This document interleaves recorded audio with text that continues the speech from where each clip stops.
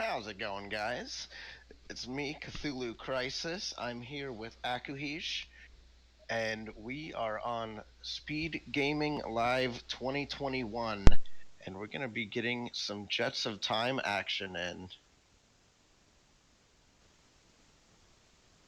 So, akuheish, how are you? I am doing great. Excellent. So, we're going to get into this pretty quickly here. But this is the Chrono Trigger randomizer called Jets of Time.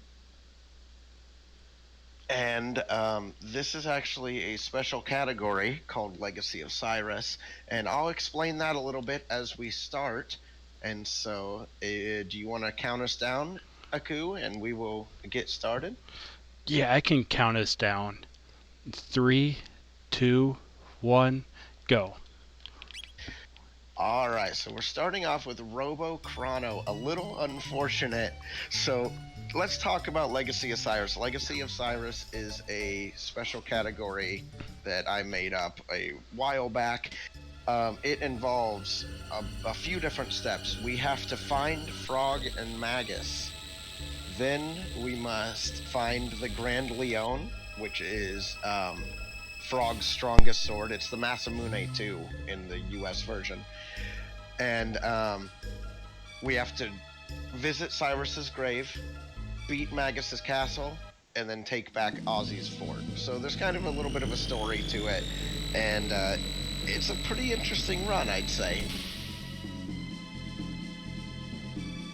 But usually you're hoping to get at least one of our starting characters as somebody we need.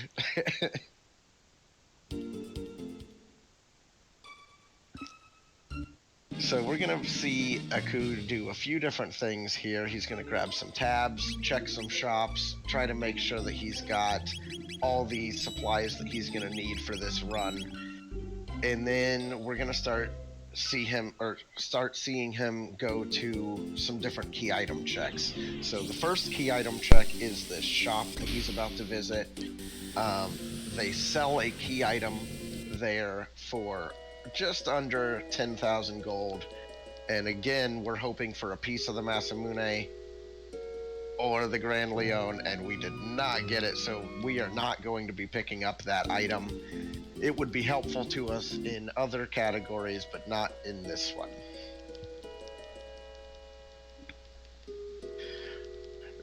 So this next check, you'll see most runners will grab these two checks because they're free. This is called Carpenter Check. So we're going to talk to the carpenter. He's going to let us borrow his tools, and then we're going to go pick those up from his wife here. And again, we're hoping for one of those three items, although there are a few other things that are not bad either. Robo's ribbon is not terrible since we have Robo. It's a pretty strong accessory for Robo that has been buffed in Jets of Time.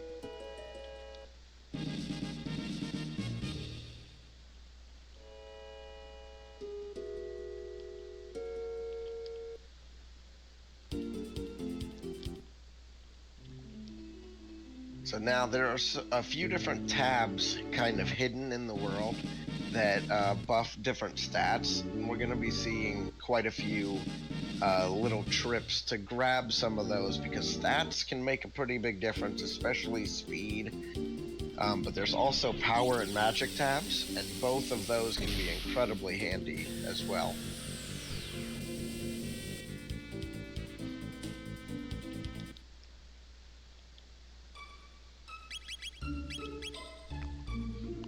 So in this randomizer, there's quite a few different things that are randomized. In the current mode we're playing right now, all the character locations are going to be random characters. So you start with 2, and then we'll gain some more throughout the run. We also have randomized tech order, so you learn your techs in a random order, which means you can end up with some really strong techs early on or some pretty useless ones, and so you gotta hope for the right combination to be able to do some pretty good damage. This is one of many different starting fights that people like to take. to get some extra XP and tech points and learn some starting moves to become a little bit stronger before we start checking out some of the other bosses.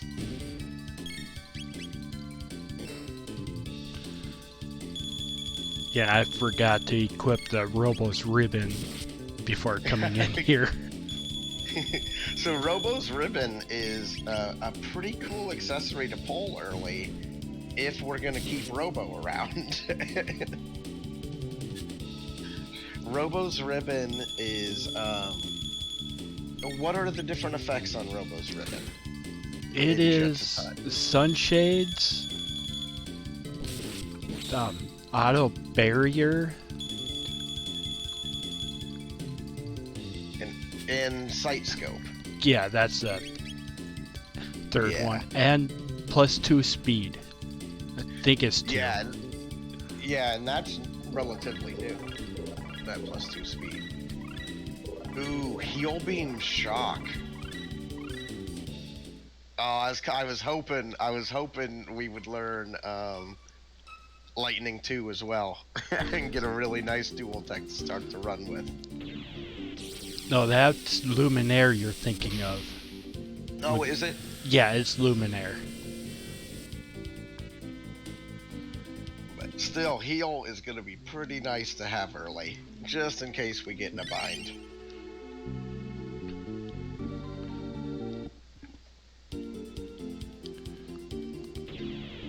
And now I'm going to be character searching. Yeah, a big part of this run is having Magus and Frog in your party for pretty much everything you have to do. You need to have those characters. And so at this beginning, he's going to be checking all of the character recruit locations. The first one of which is in the beginning of Cathedral here. And then there's also one you get for completing all of this Cathedral dungeon. So we will almost certainly see Cathedral completed. And hopefully we get Magus after Cathedral and not before. Because Magus has a nasty habit of taking forever to learn a tech. But if you pick him up after this character recruitment here, then he starts with attack. So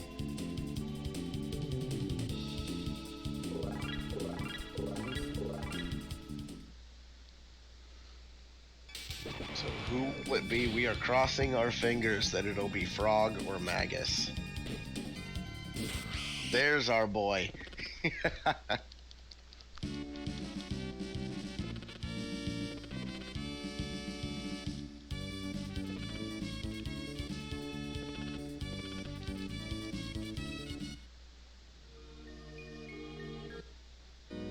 So one thing that's kind of interesting in this category is you're really only choosing your third character, because you know you're going to have Frog, and you know you're going to have Magus in your party. So that leaves room for one more character, and usually you're going to pick somebody that pairs well with Frog. But sometimes just having a really solid individual character can be nice, like Robo. Robo doesn't necessarily pair with Frog that well, but he's such a powerhouse. If Robo really doesn't care with Crisis Arm. No.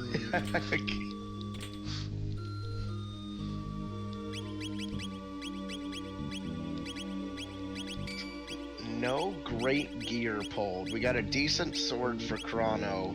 It's not going to get us through the whole seed, but it'll get us through this beginning pretty well.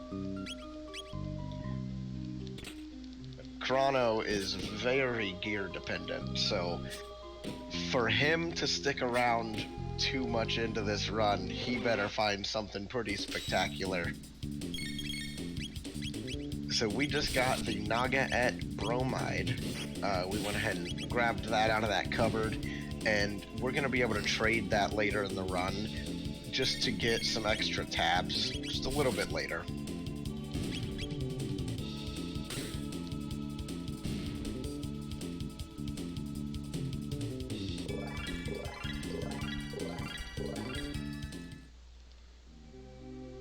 And usually you end up getting through Cathedral pretty quickly. It's not a terribly long dungeon. Once you know kind of where you're going through it and the pathing, you can skip almost every fight.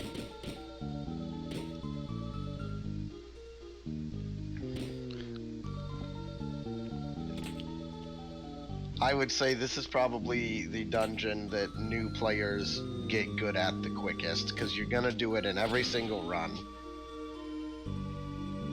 Or almost every single run, you're going to end up coming through here. So it's worth taking a few minutes and doing some practice on this if you want to learn.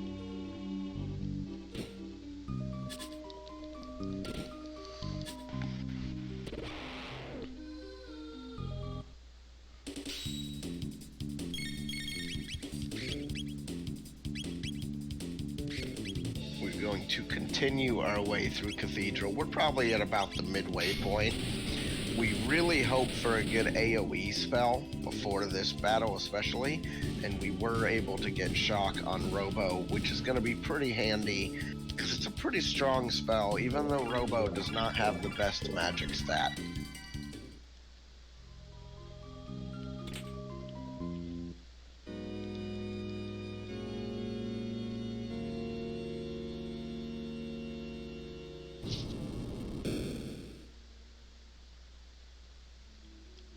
So when I'm doing runs, I'm always shooting for getting through Cathedral in the first 15 minutes. You can definitely do it quicker than that, and if you get the right parties, you can blow that time out of the water. But typically, if you finish under 15, you're having a pretty good start to a run. And save early, save often, because nothing will mess you up worse than a soft lock or a wipe to an unfortunate boss.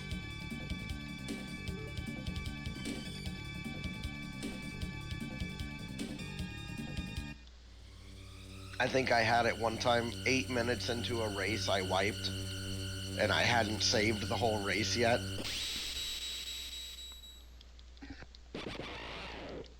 And there is nothing you can do at that point.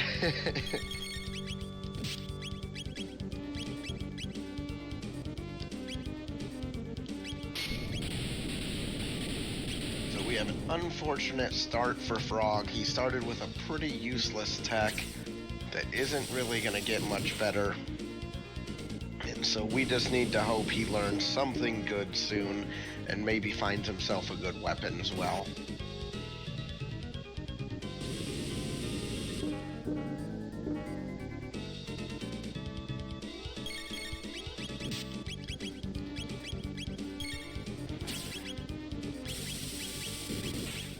This boss is, of course, our friend Yakra. We may see a descendant of Yakra later in the run, but we don't know for sure. And this boss usually doesn't give you too much trouble, and that means Aku got through it and took Yakra down. Now that does not get us a key item, but it does unlock a character recruitment, which hopefully will be Magus. That's what we're hoping for. If it's not Magus, then our next character recruitment is a little ways away. So yeah, if it's not Magus, I will be checking the Burrow character. Worst case scenario is Magus at Burrow or Frog at Burrow, because that means you have to reforge the Masamune before you can get that character and start learning or earning tech points and XP with them, which could really hurt. But it does happen. But like I said, the ideal situation is that Magus is waiting right here for us. That's not Magus.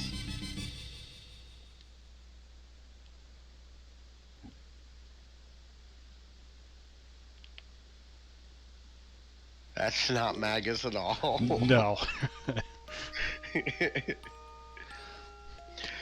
So a lot of chests, we have a question in chat, why was that chest skipped? So while the loot is random, it is also tiered, and so these are very early game areas, and so the likelihood of those chests being something really powerful or really good is relatively low. So you won't see people pick up every single chest, except in modes like Chrono Sanity, where key items can be in most of the chests in the game.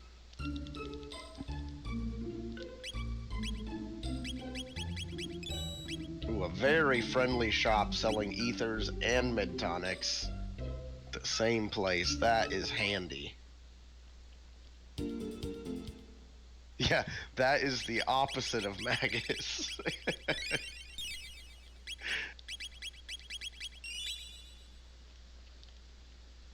So now what we're seeing is we're setting up the Jerky or Xenon Bridge quest here. So we're gonna go down and talk to the chef. And this quest is actually interesting. So Aku saved before this. Because we're gonna get our key item before the boss, and I mean a significant amount before the boss. We're gonna get our key item right here as we're leaving, and if we don't want it, we can reset.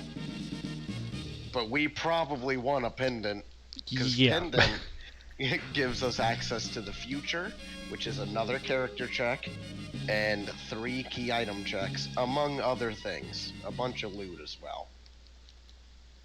So that means we probably are going to go ahead and take out Xenon Bridge here.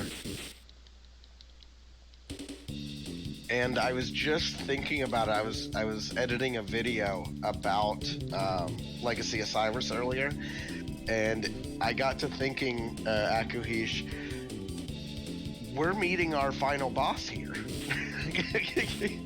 The final boss of the run we're going to meet on this bridge. Because the final boss of a Legacy of Cyrus run ends up being Ozzy. Oh yeah. So we're gonna see him right at the start of the run. Yeah, we see him at the start, again at Magus Castle, and then we spend a lot of time with him.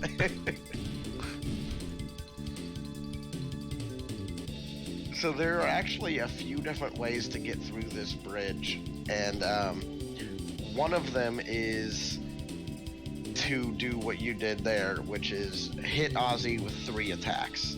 You can also hit with an AoE to kill the skeletons, and that'll also move on.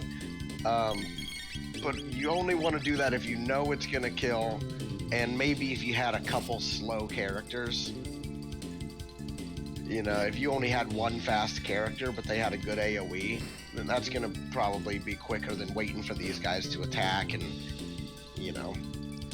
I also like saving MP for the boss of the bridge. Oh, that's a good point.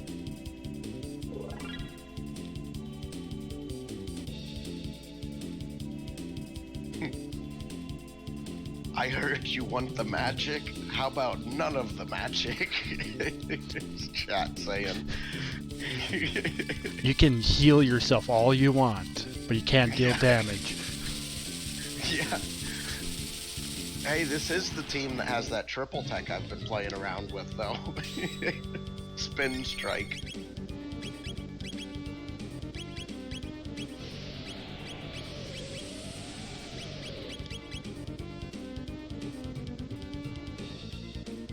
So Zombor is an interesting boss because his top and bottom have different resistances. So while both sides can be hit by physical attacks and Tailspin. Tailspin is one of Ayla's really interesting attacks because it ignores defenses and jets. And it counts as it's like Ayla's only magic damage spell, so it can be super useful. But yeah, we're gonna try to take out the top first, because if you take out the bottom first, then the top gets very upset and starts dooming you. And nobody wants that.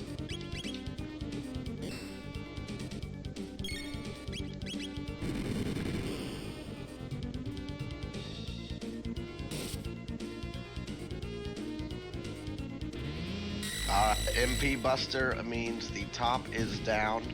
Now we just gotta beat up the legs.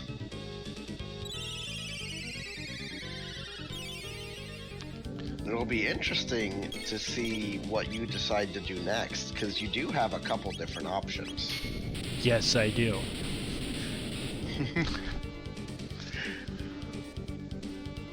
Since we have Robo, that means Desert is available.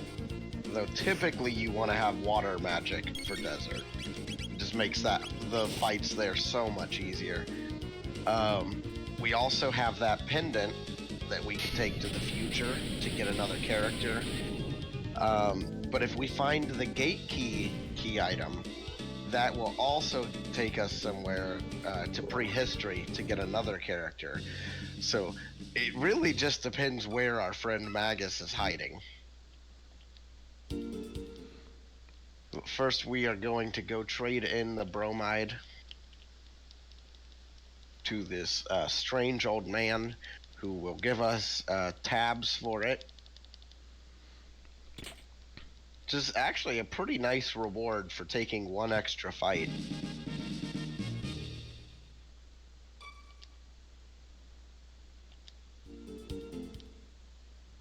Yeah, I thought you might do this. So we are on the way to Frog's abode here to see who is hiding in Frog's place. And that is a sigh of relief because it is not Magus, which means we may get Magus earlier. We may not still. Magus could still be in a real bad spot.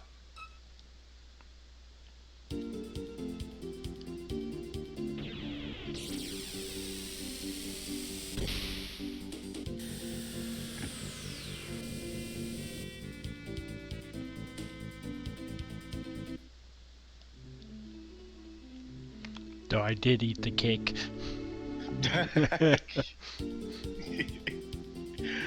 So those nice fiends there, they give you one free slice of cake, and that is all you get. You do not get more cake from them, I don't think. No, it's just one and done. But it's very nice of them still. So here, akuheish is turning himself in, or turning herself in. Ayla is turning herself in. I don't know what she did wrong. I think they think she stole that pendant. But they're gonna learn pretty quick. You don't put Ayla in jail. Does not go well for anybody.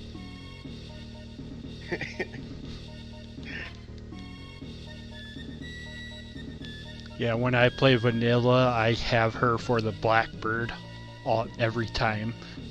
Oh, it makes it so much easier. Thank goodness we don't have to worry about the Blackbird.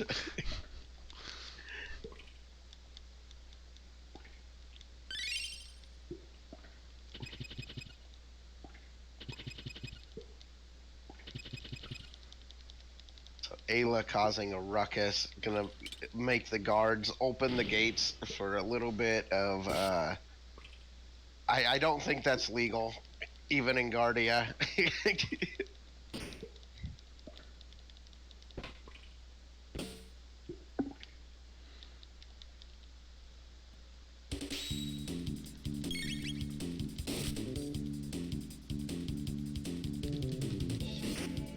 Did I see you're learning triple kick already? Possibly. I did not look at that too closely. If leap slash comes up early for Frog, that is a recipe for success.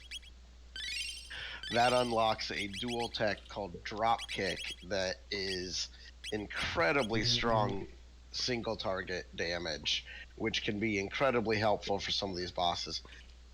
Flawless shield skip there, You can just barely make it in between those shields, and man, once you get it the first couple times, it sure feels great. And then it's like riding a bicycle. I don't think I've missed it in quite a while. I gotta be really, really rushing to miss that now. Yeah, but you know what? It is the worst feeling in the world when you do. Because it is a stupid fight with no reward, pretty much. Oh, he turned just in time.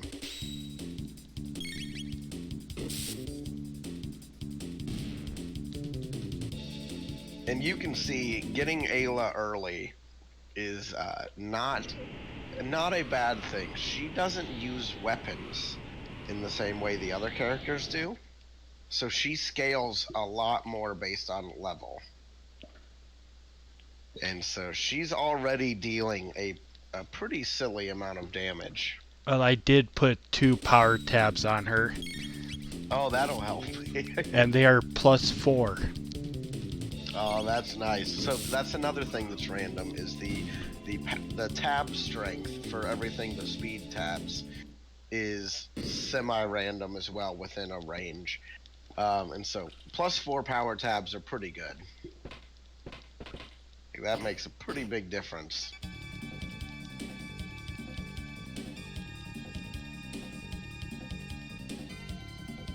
So here we go to the dragon tank, which was for me always the first wall of this game. Like, it's the first boss that you can't just like wail into and win. You have to actually kind of know, or you have to kind of figure out how to fight it a little bit. And so I always remember getting stuck here. I never get stuck here now. Once in a while I'll come here too early in a speed run. That can definitely happen. That can definitely happen, but it's pretty hard to have that happen with Ayla on your team. And if Frog had water, that would be really helpful here as well. So this boss, you normally fight this boss with just Luca and Chrono, and so they only are really concerned, or they only really program Dragon Tank to resist lightning and fire damage. They don't expect you to have anything else. So when you bring in some of these other heavy hitters, like if Frog had water, this boss just doesn't have much in the way of defense for that element. So it can be a pretty big difference. Same with shadow magic. Like if you came here with Magus, you can sometimes one-shot this boss with a strong enough spell. Well, this won't be a one-shot. This should be a pretty safe fight.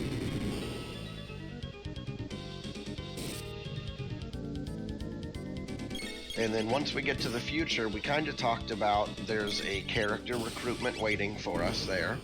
There's also 3 key item checks, 2 of which are pretty easy and 1 of which is more difficult. And then there's also, as soon as we get to the future, there's an optional flag that most runners run called early pendant charge. What that means is as soon as you get to the future, your pendant is charged and you can access all the sealed doors in the future and grab some pretty high tier loot. So we're gonna probably check some of that out and see if we can't find some even better gear for some of these characters.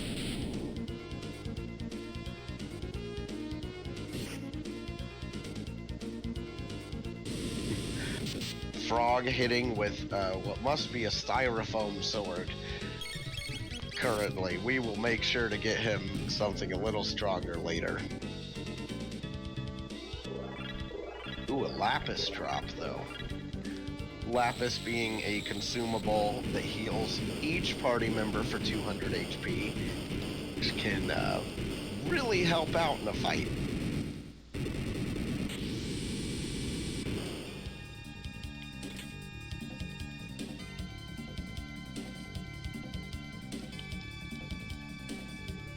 So we are off to the future.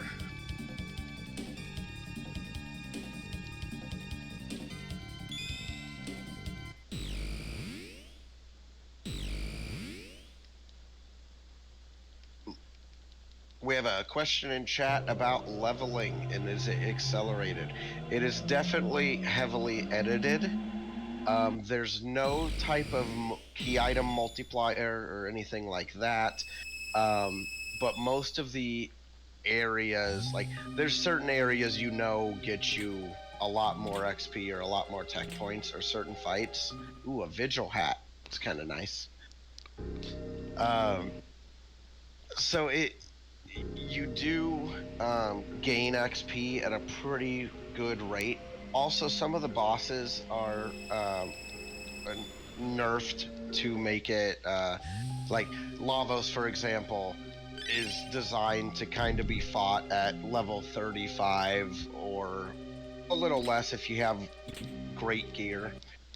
I'm usually at Lavos at level 30.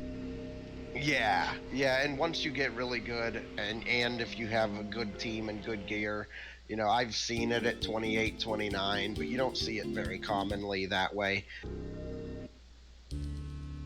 Oh, you are brave. Yes, I am. No save. I realized what I did as I entered. It won't happen to you.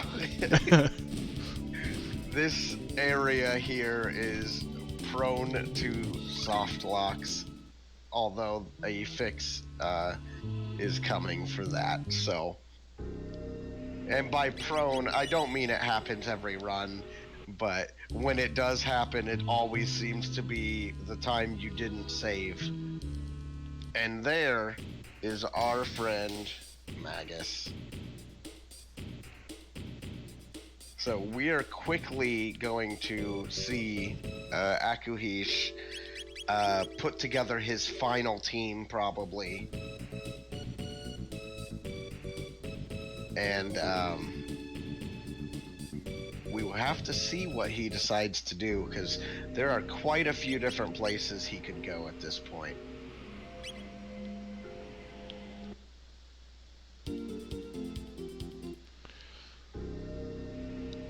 It looks like we are off to Aristome. Aristome is a pretty easy key item check with a pretty quick, easy boss with most teams. Frog may struggle here a little bit because he is not sitting on a whole lot of damage. But Magus and Robo will get through it pretty easily, I think. It also has the benefit of there's a sealed door deep within this dungeon. So we are almost certainly going to see what's in that sealed door at the same time.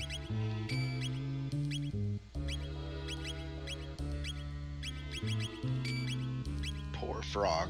Yeah. Nobody ever buys Frog a weapon because we know we're going to find one for him later. Because we got to find that Grand Leon.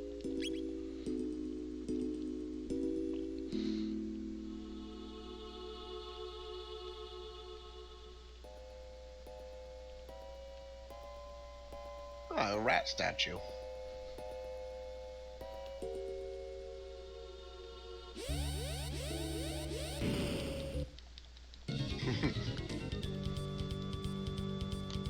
So have you had the run yet, akuheish, where you menu in this room by mistake because you get a really good drop?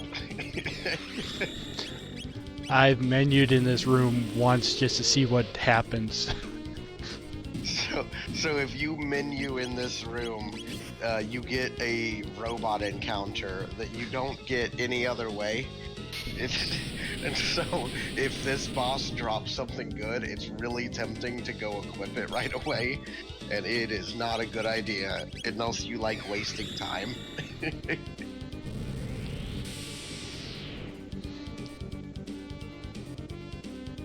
Yeah, me, I'd rather waste my time doing other stuff. Yeah. this is another boss that they don't expect you to have shadow magic for this boss by the time you get here. And so Magus is taking it full advantage of that with a pretty strong darkness attack.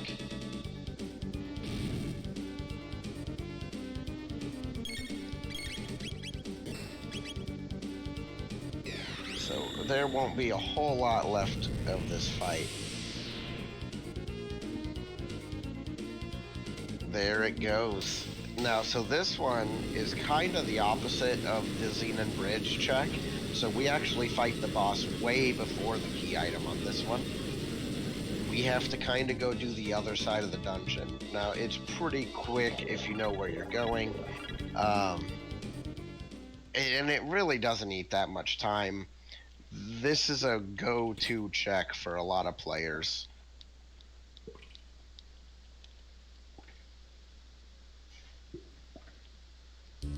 Big tanky boss, get to chase a rat across the ceiling.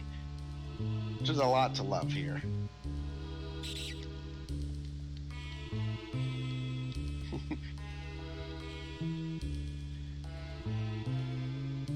Yeah, so I always think chat's talking about they saw us pull a Terra arm for Robo, but they don't remember which weapons are good for Robo. I find Robo's weapons to be one of the harder ones to keep track of, for me anyway. Like, I remember Crisis Arm is real good. There's a few others, but... Yeah, that's all I remember is Crisis Arm is all I'm looking for. I think Kaiser Arm is also very good. But other than that, I've got to look at them. Like, I'll be like, ooh, Magma Hand, and then I look at it, and it's got, like, 50 attack, and I'm like, why am I excited about this?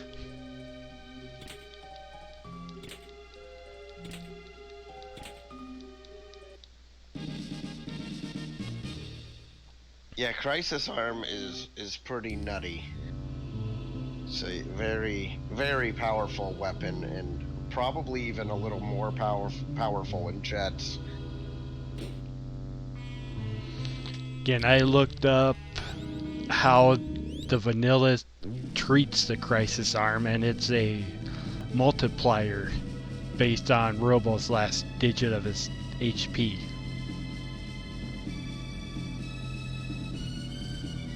Yeah, it is, and it's a pretty high multiplier. Well, like if you have a 1, it multiplies the damage by 1 in the formula, and up to 9. Yeah, it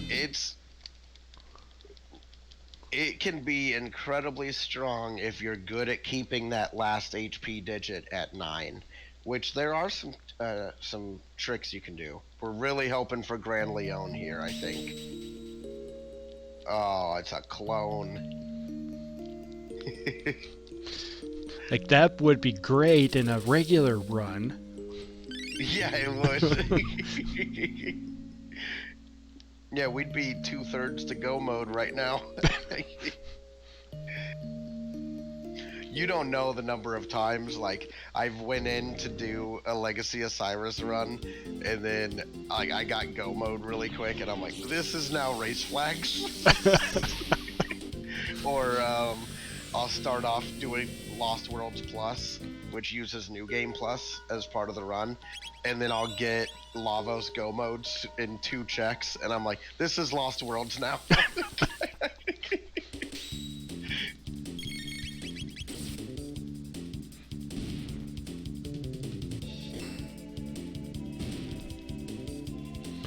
And because Magus is the fastest character, I'm not going to menu and change any equipment until I'm at the boss.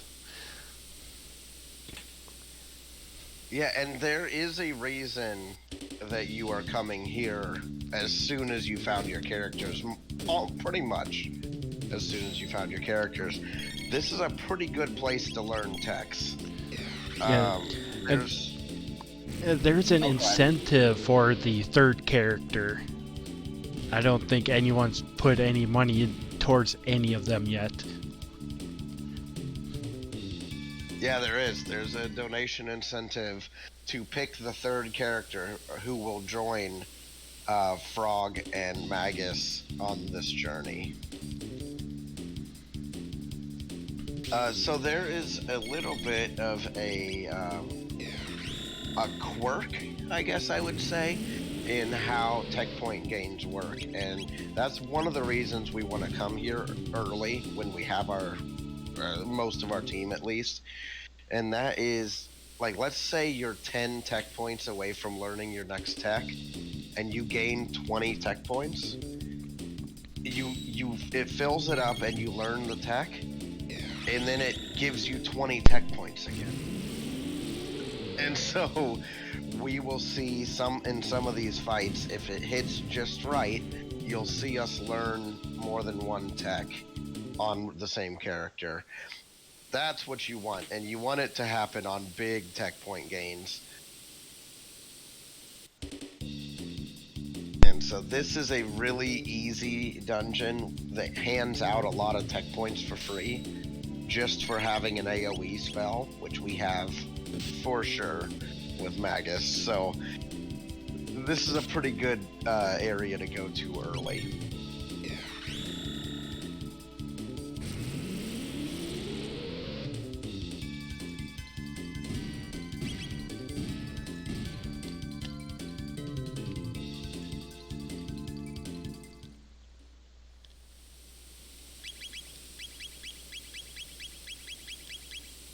So like there, we see that Robo's learning his next tech in 6 tech points.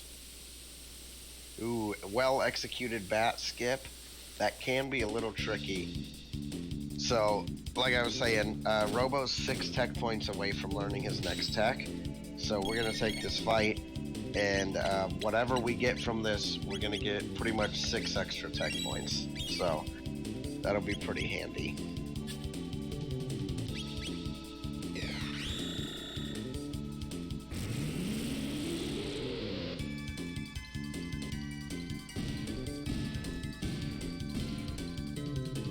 And then I know what you're hoping for at Hecarim Cave. I don't know if you'll get it, but I know I would be hoping for Hero's Medal, which is an accessory for Frog, and then also it unlocks another key item check that you just open a chest and get a key item.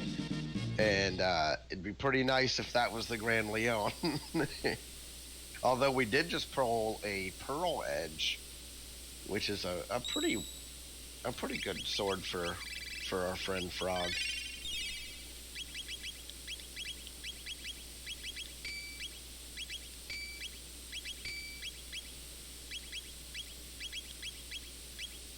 Oh, we got 2 Terra arms.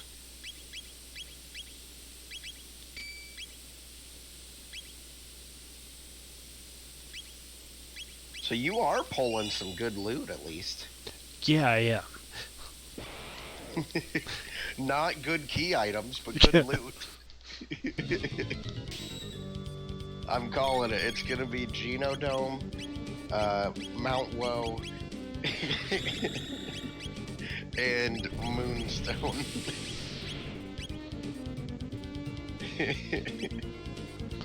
Well, I don't mind Genodome.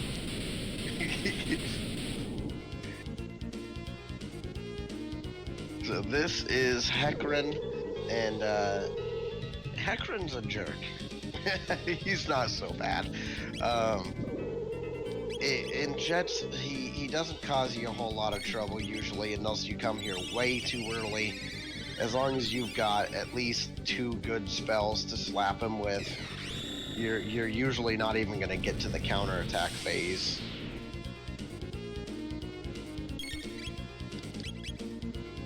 And Frog's the only one that cannot join in. Poor Frog getting left out of everything. One of these days you'll get a good sword. And some good techs. He's learning water too, but he's about 100 tech points away.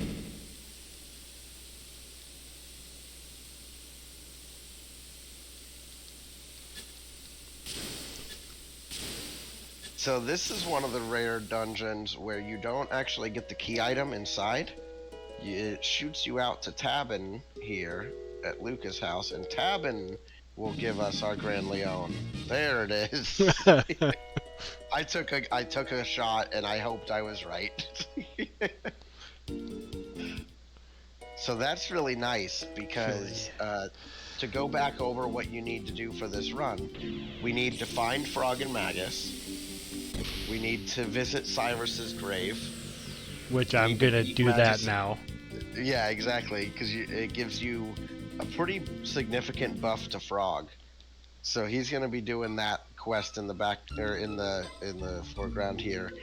After this, we need to find the pieces to go into Magus's castle and complete that. I always just imagine it's Frog and Magus taking Magus's castle back from whoever stole it from them this game, because the Magus boss is a random party member, and they know their strongest tech in most cases. So once we help Magus take back his house, then we go beat up Magus's generals in Ozzy's fort. So this should go pretty well, as long as you don't get triple grudged. I saw somebody else get the triple grudge in a run this weekend, and I felt so bad for them.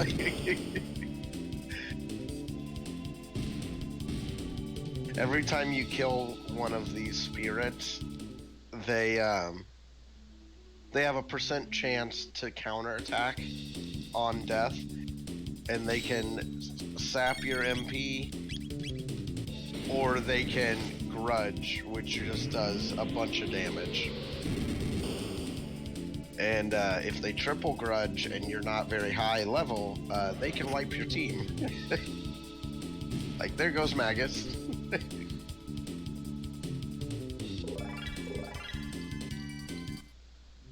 Correct, Dark Shadow. So it's not a reskinned Magus, it's actually that party member. So they do most of Magus's like programming, but they're, instead of when he does Dark Matter or Dark Mist in the vanilla game, he will instead use like Luminaire or Hexagon Mist or Flare, or it's different for each character. They can be pretty scary though. Yeah. Still functions like Magus, but the ultimate attack is theirs, which is pretty cool. If Robo's ultimate attack is Luminaire. Yeah, it is. And Ayla's is energy release. Yeah, non-elemental. Yeah, and it hurts. It hurts so bad. I'm calling it now. It's gonna be Ayla at Magus. But by the time I get there, it doesn't matter who it is. It's not gonna happen. No. She's gonna pull out Dino Tail on you when she's gonna be down to 10 health, and she's gonna Dino Tail you for 8,000 each. And you're not gonna be happy about it.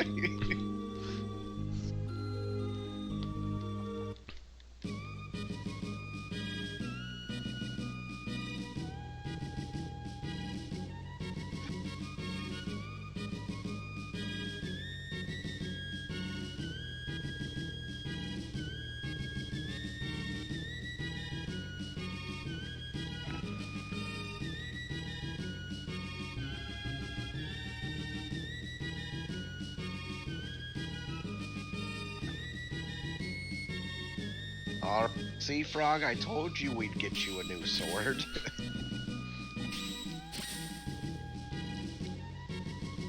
So that buff is plus 10 power and plus 2 speed, which is a pretty decent buff, and you'll still never see it in any category except this or Chrono Sanity.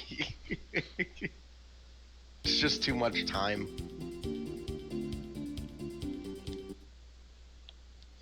So again, we end up in a situation where we have quite a few different checks we can go do.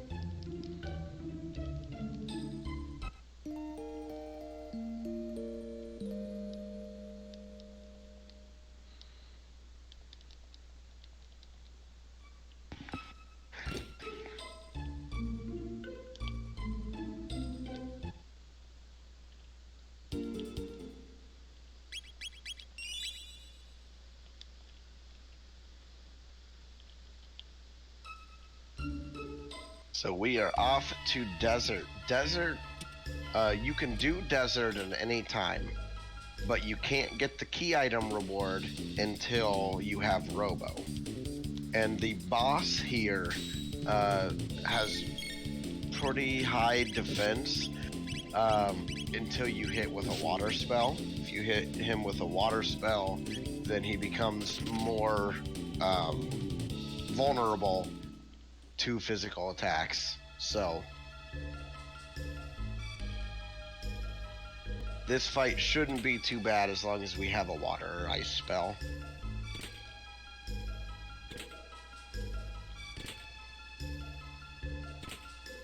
But look at all these swords we could have gotten earlier for Frog. Right? Oh, now you're just showing off. Yes, I am. Pulling off the retinite skip to grab that chest back there. That can actually be done at the very beginning of a run, but if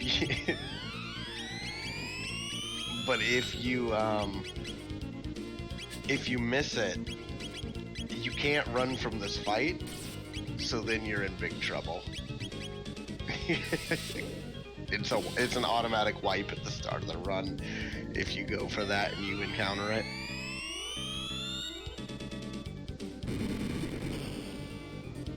So I didn't see a whole lot of water spells in your list. Yeah, there are 0 water spells. So this boss can be fought without water. It's just a little bit more grueling, I would say. He has pretty high evasion too, but no, you took out the top pretty well. I guess you do have a Grand Leon Frog and Which Terra Arm Robo. Which I forgot to equip that on Frog.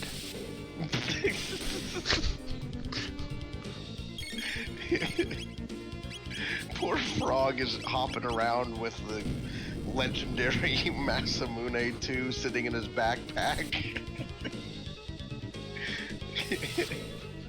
That we threatened the Carpenter with. Yeah. Yeah, because in this you don't give the tools to the Carpenter. You threaten him with a magical sword, and you're like, go fix those ruins. But still, no water, and I got all of Retinite and even the bonus experience. Yeah. That was great. Now we're gonna get all that bonus loot in the first room.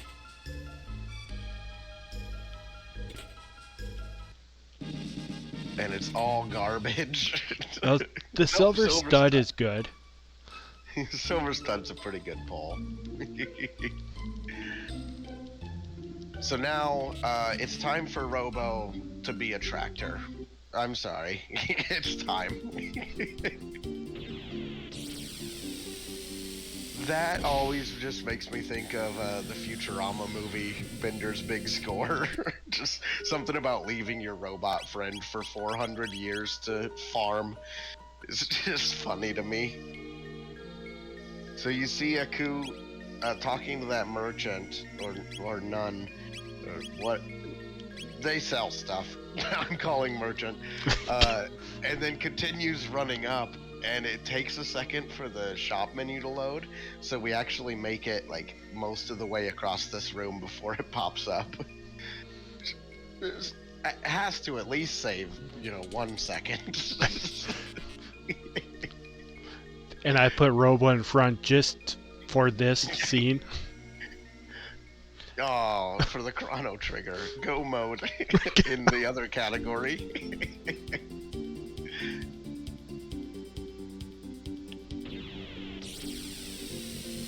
Alright, it looks like we're probably going to go check out Son of Sun. Yeah. So, let's talk about checks we have open to us right now. Son of Sun is where we're heading right now. We could also go to Genodome.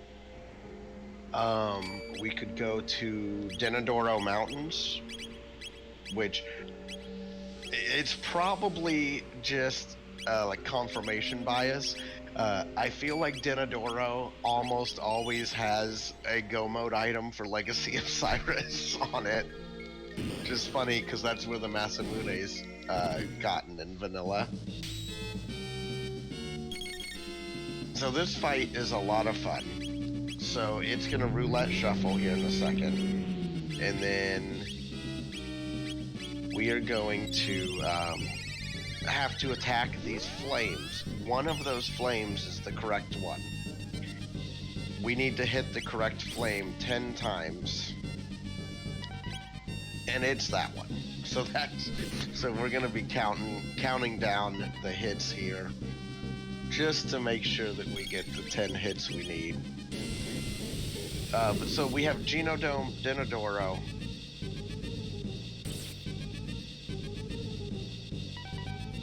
Are those the only checks open to us right now?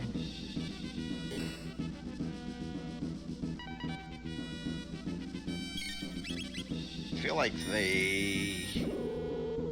those might be the only checks open to us right now.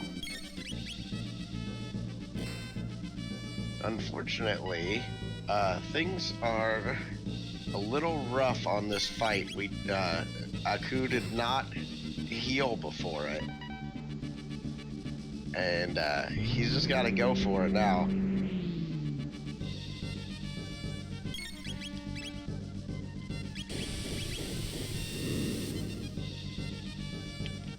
That is going to be a wipe. Yeah.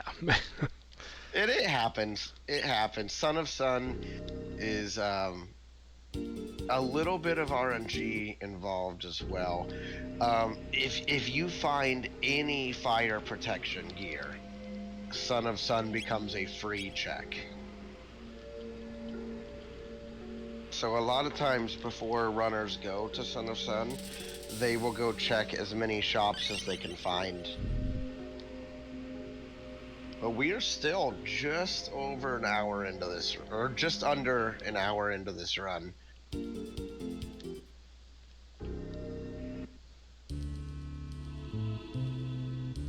I'm trying to think. So one of these key item checks, one of these 3 that we have access to, has to lead to progression, because every seed is 100%able.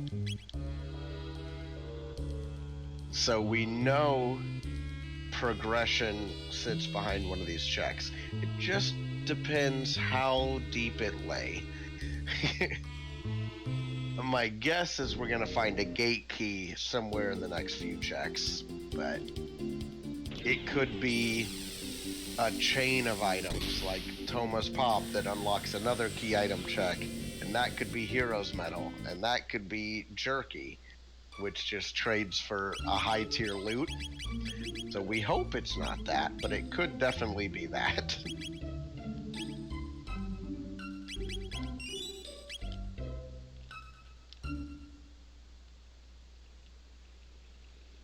Alright, we see the Denadoro play coming out.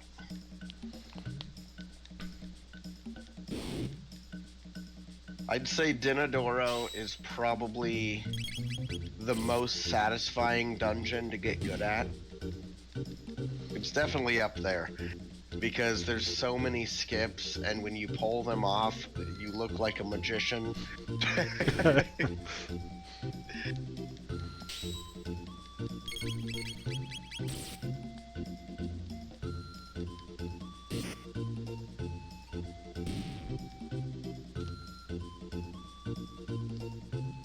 So Aku, I have to ask, what is the world record in Legacy of Cyrus?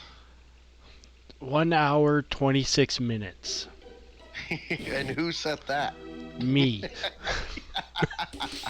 After a string of other world records happened. Oh, that was so funny. So we did an async race because I was trying to get a couple new people to try out the category.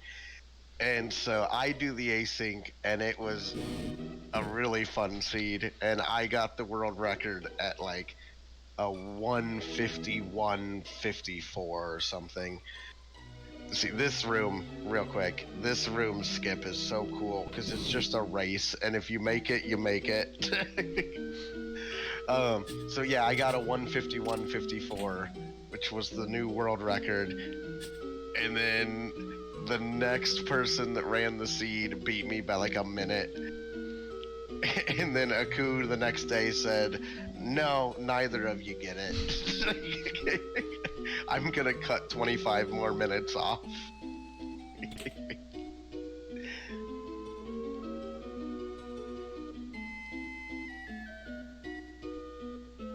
Really well executed Dinodoro. All I can say, mountains are nice. Yeah, this is a normal Denadora mountain for me right now.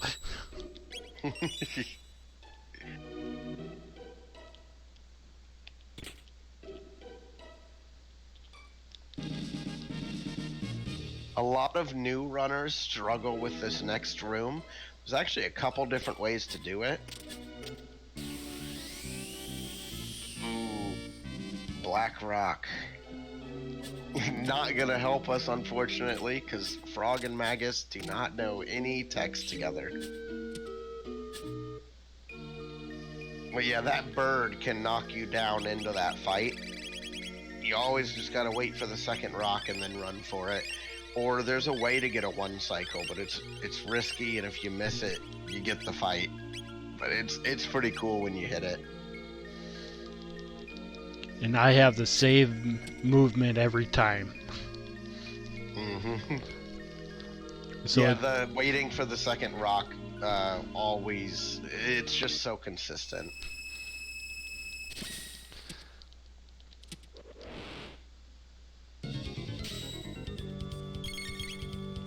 So this is the Masa and Mooney fight.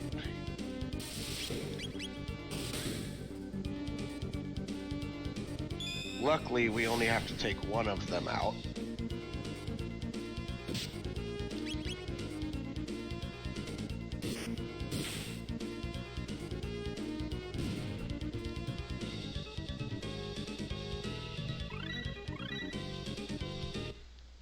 Hey, we finally learned water. Little late there, Froggy.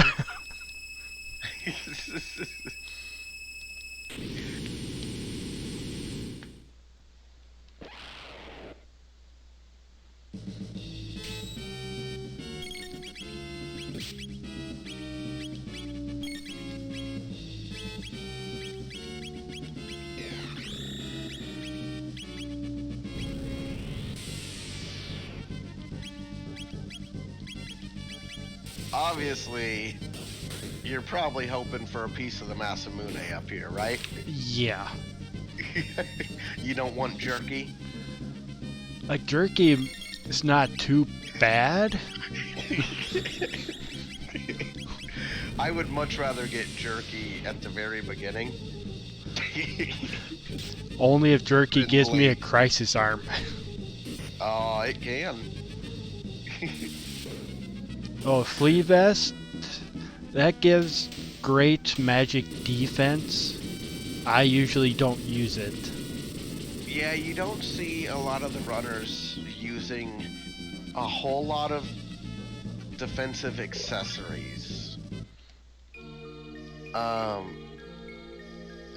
You'll see like really nice helms, like the safe helm, where you'll see like really nice pieces of armor, like the moon armor and stuff like that. But you don't see accessories, because accessories, since you only get one accessory slot, it's really important what you have there. There are a lot of things you can give Chrono Cross flack for, but they did do 3 accessory. Ooh, it is a bent hilt. So we're missing one item for go mode now. And it's the other piece of the sword.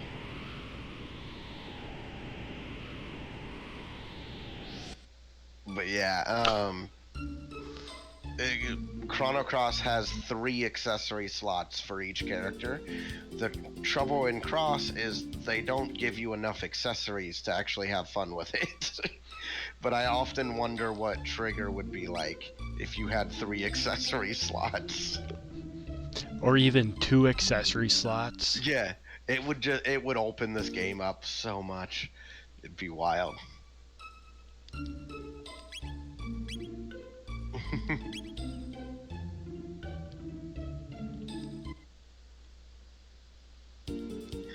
So where to now?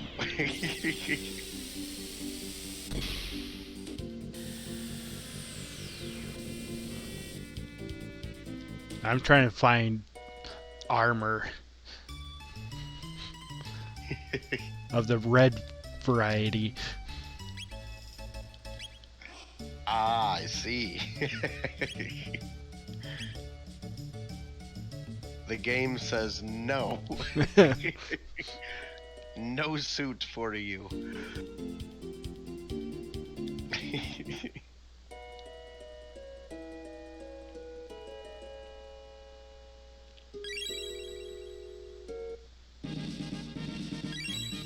Yeah, you have at least a ruby vest, right? Or ruby something, because Ayla starts with one, right? Yeah, that'd be it. It's only half fire damage, but it's better than full fire damage.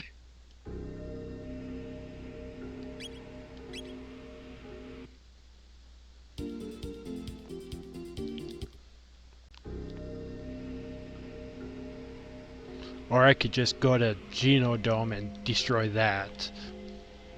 You could. There's really not a bad play, because there's only going to be one right place to go. And I suspect one of these places will eventually lead to Gate Key. Doesn't have to, but I feel like that's the case.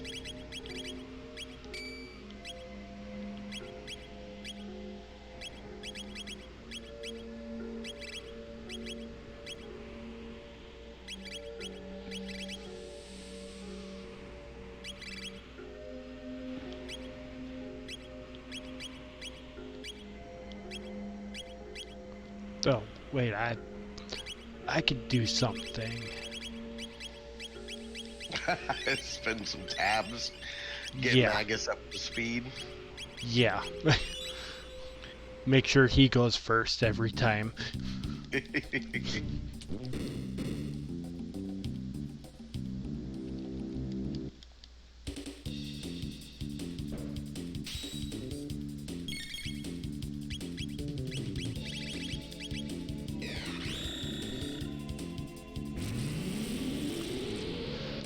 Well, with enough speed, I don't really care too much about the Son of Suns fight. I just go too fast. That's true. Yeah. Half the battle is finding that first bit. If you find that first bit fast enough, you can almost always get through it. Yeah, most of my Son of Sun fights, it doesn't get to that second shuffle.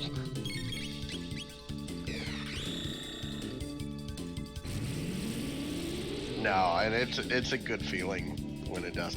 Now, the worst feeling in Son of Sun is when you attack with all 3 of your characters and then you realize it hasn't done the first shuffle. So you can't get the right flame yet. That feels bad. Or you're trying to rush before it shuffles and it just shuffles. Yeah. So all of your attacks go to the wrong one after that next shuffle. Yeah, you were one away. Yeah.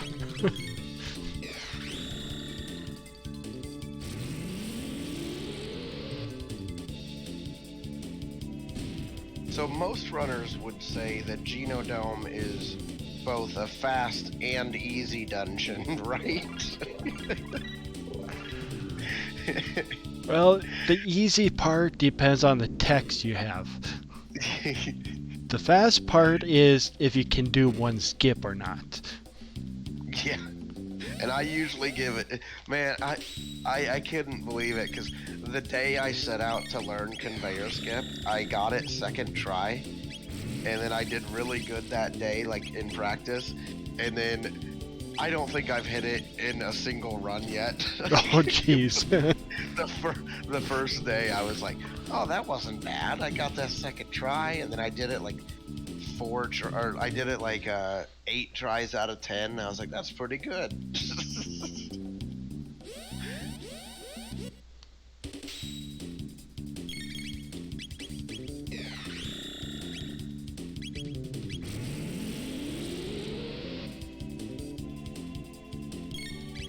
Yeah, this dungeon isn't difficult in the fights as long as you're fast enough. If your characters are fast enough, then you won't have any trouble against the turret enemies later in the dungeon. But none of these fights are terribly difficult. These guys can catch you off guard if you're here really early. But it's more that everything in this dungeon takes time. Like, you've got to energize yourself, and like, you got to come up here and flip switches, and then you've got to escort the robot across the map, and it's just a matter of everything costs time. And that was my check to see if I was fast enough for the laser guards. Yeah, and that's nice that that's there, because you can do something about it if you're not fast enough. So we're going to energize ourselves here and get a doll.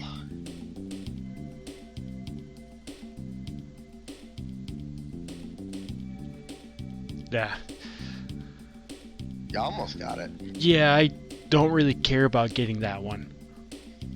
Yeah, I don't either. Alright, will you nail it? So this is an incredibly difficult skip. I don't want to undersell it. If you bump at all in the movement here, then you don't get this. Pretty much if you open up that door on the way back up, you miss. That was really close. But yeah, this... I usually take that guy out, but... Yeah, I mean, it saves a couple minutes at least if you nail it.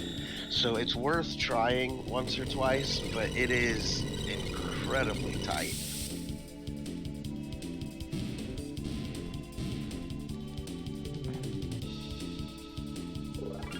And then we have a backup kind of skip. If this doesn't work or we give up on this, we have another method that can save us some time as well. That looked good. Nicely done. That is an incredibly difficult skip pulled off second try in a marathon. So now we're gonna bring, I don't know this robot's name, but we're gonna bring him down. And this is kind of neat. So what we can do is there's these nubs off to the right over here. And if we can get those nubs off screen, then they don't have collision anymore. And so our little robot friend here. No, you can do it on screen too. Oh, okay. Corinth had told me recently, because I messed it up in a race with Procky, and I was told it was because I didn't go up there. So, fair enough. But that saves a frustrating amount of time.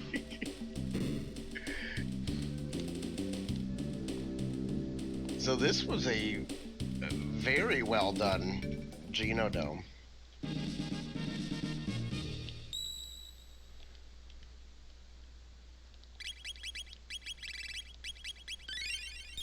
This is the part where you find out Mother Brain moved out and Son of Sun lives here now. And added 2 more flames.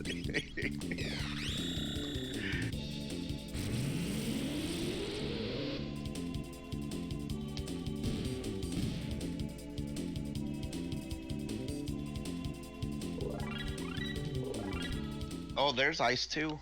Yup. Now I'm learning all the water techs.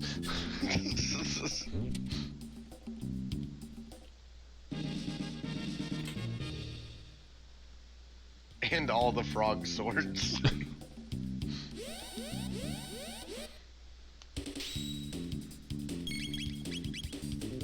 So let's say somebody wanted to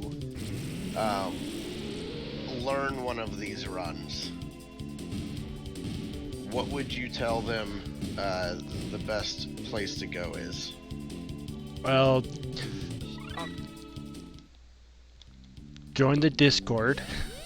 Yeah, that's the big one. Join the Discord. Several different guides there, lots of people to help. And then I use a web generator to generate my seeds. I usually do too. And I would start out with basic race flags. No boss rando. No. If you hit that boss rando without knowing the basic race stuff and where to go, you're in for a bad time. It feels like it's every week we have a new player. It's like, I'm having a lot of trouble with this. It's like, are you playing boss rando? Yeah. Like, all right. Well, that's your problem right there.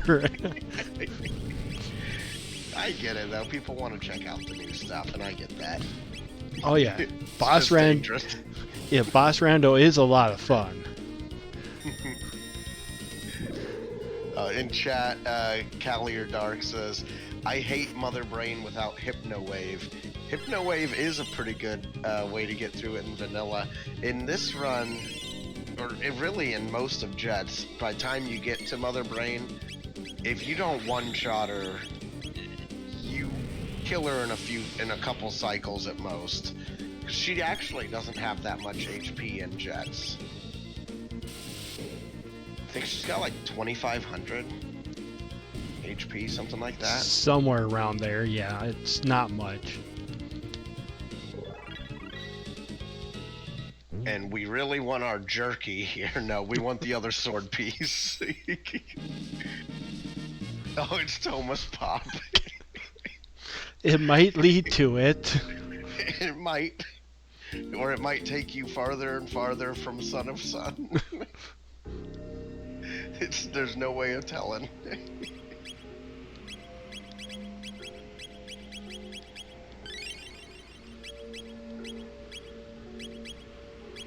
Of course. Now you do have Magic Wall. You could Magic Wall before the first shuffle. Yeah, I could Make it free. I can Magic Wall twice before the first shuffle. Yeah. As long as I get the menu in right. Yeah, Magic Wall is a barrier. And so it can actually be pretty handy because it's going to cut his magic damage, I think, in half. The magic damage he takes. Yeah. Which is just going to make this a lot simpler, or a lot safer. Also, that new armor you got.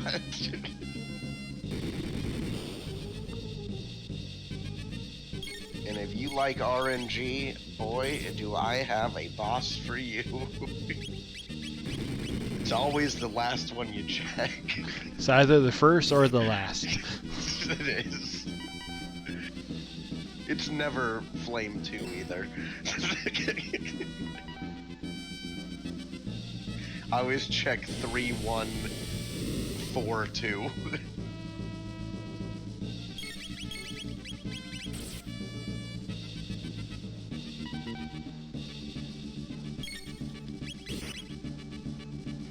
And if you do run seeds of this, you will start counting this fight out loud. Just trust me. Because the one time you miscount and you stop attacking at 9 hits, it is the worst when it roulettes.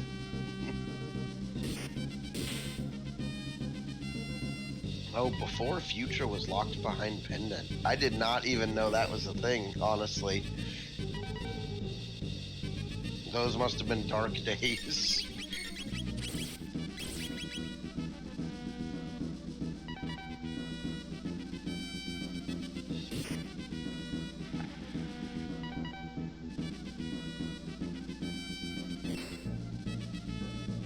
Son of Sun usually is not too horrible. Did you get all 10? 11. Nice. Yeah, if I'm not confident, I hit that 11th time.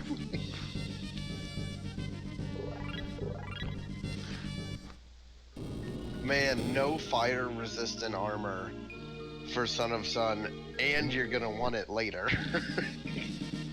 Oh, there's our gate key. What was it? Snail Stop? Was it Prism Shard? No, I think it was Dreamstone or something. It was Dreamstone. Okay, cool. I was gonna say, if it's Dactyl Nest to get Marl into Prism Shard quest, I was gonna be sad.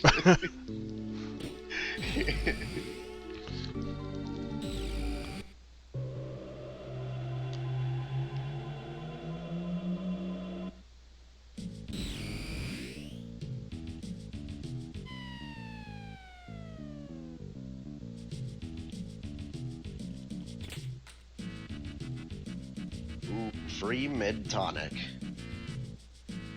It'll save you 100 gold. Yeah.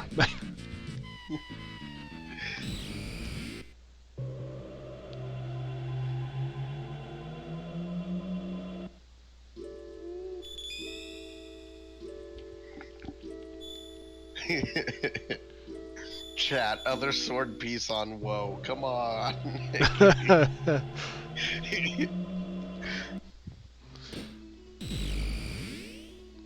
Technically, it could be there.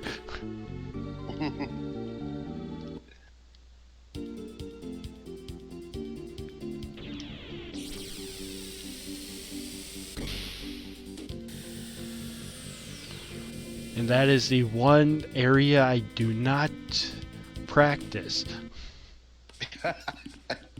You'll have to play more Lost Worlds Plus. Yeah. You get real good at WoW in Lost Worlds Plus. And I had the world record in that too. Yeah, until Dipwood played one seed.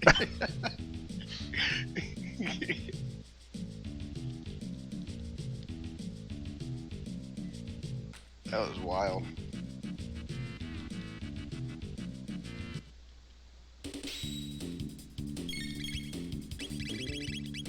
So this is a pretty good call here, I think.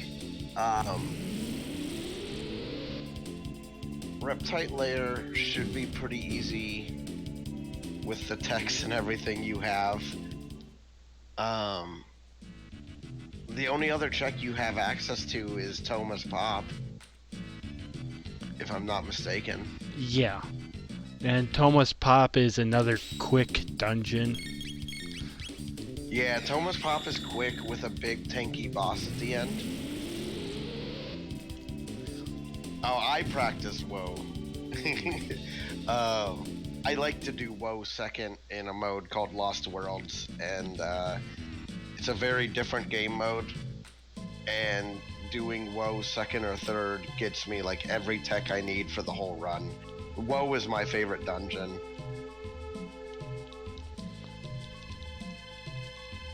I am a strange runner.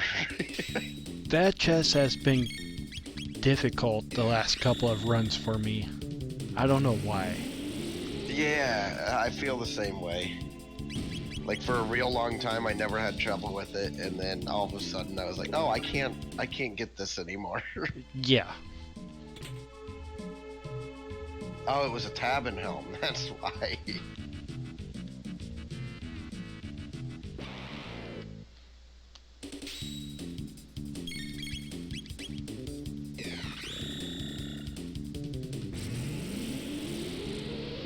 So this could be Hero's Medal. This could be Moonstone, Prism Shard, Ruby Knife.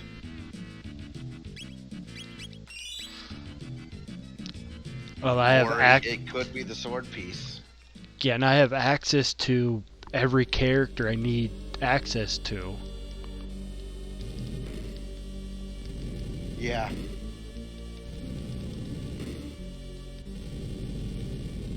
Yeah, because you have access to Marl if you need to do Prism Shard.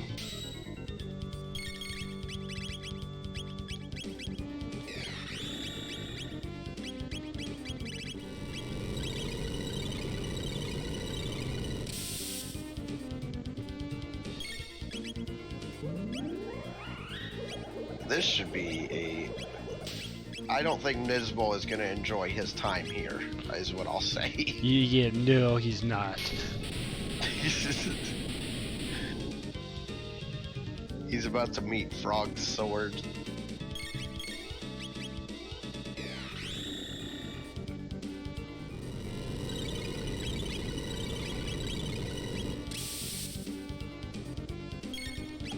So chat, let me know, who is your favorite party member in Chrono Trigger? Like, is there one that, like, sticks out to you in your memory from playing as a kid or when you were younger?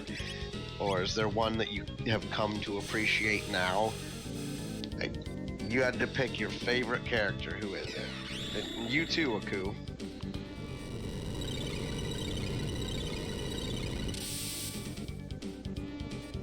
I think Frog is my favorite character, like, personality-wise.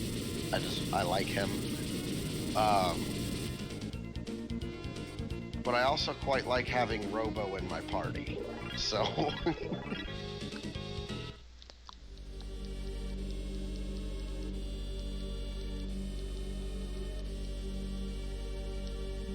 Oh, it's Hero's Medal. If it's Hero's Medal into Sword Piece, that's the dream.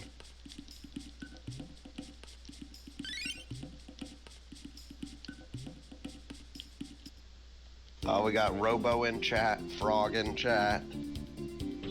I can get both of those. I like Luca myself. Luca? How can you say that when Robo's being a good scarecrow out in that desert? Oh, we got Robo, Ayla, Frog. Ayla's pretty cool too.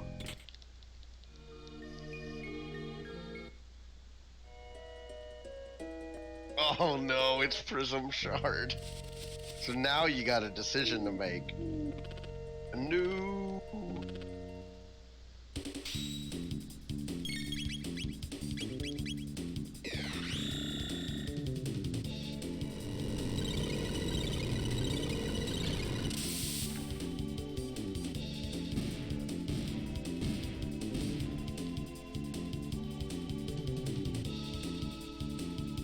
Oh, no way. No way. Haste Helm from the new. I gotta put an emote in chat on that.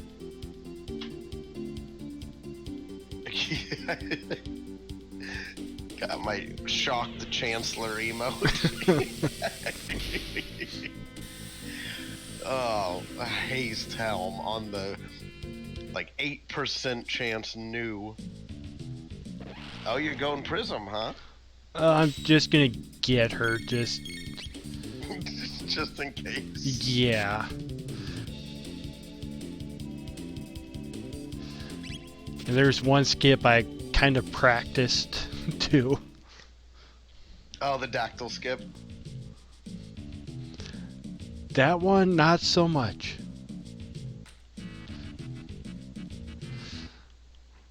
It's the second ape skip. Oh, okay.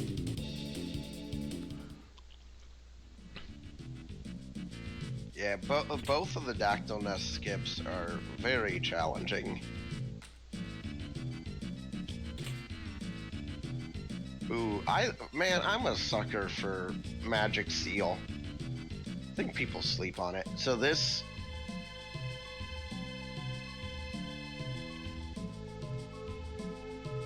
Oh, wow, okay.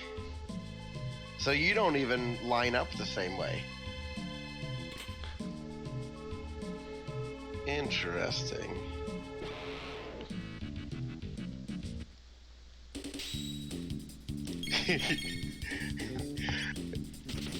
Callie or Dark said someone's planning ahead for the Moonstone on Rust Tyranno. Look at that. You nailed both of those, didn't you?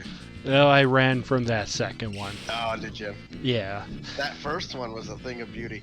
Both of those are pixel perfect skips with not very good visual indicators, frankly.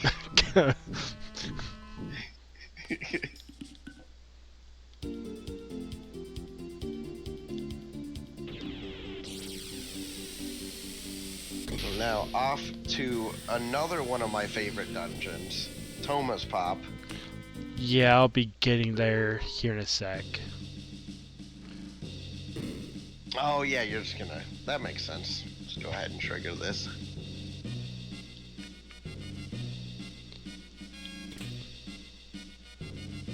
No, it's getting this. Oh, I see.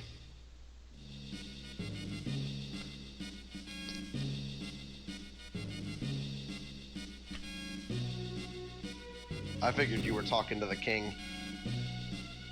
That's in the past.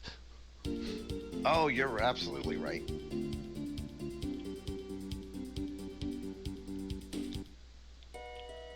All right, Toma Levine.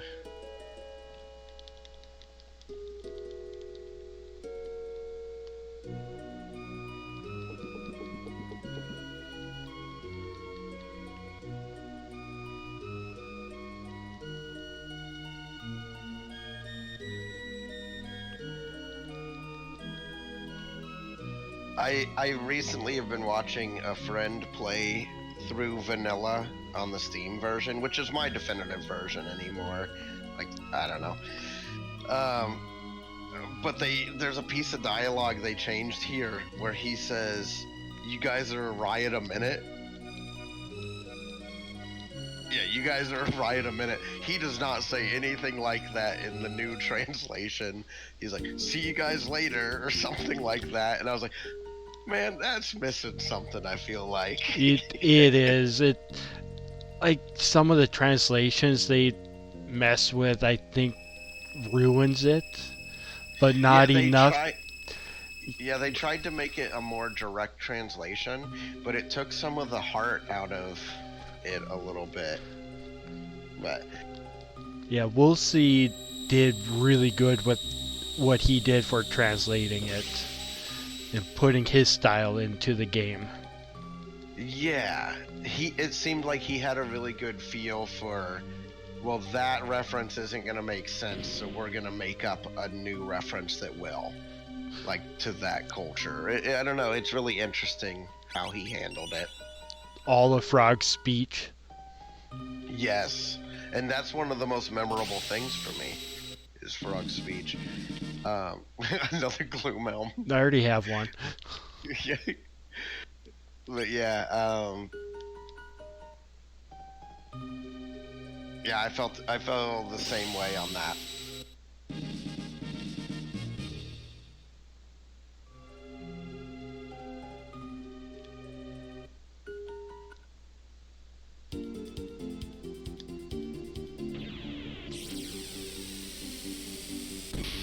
But it's hard to it's hard to take anything away from a game this special to begin with. I mean, this game's always going to hold a special place to me. And the randomizer lets me enjoy that same feeling in, you know, a couple hours.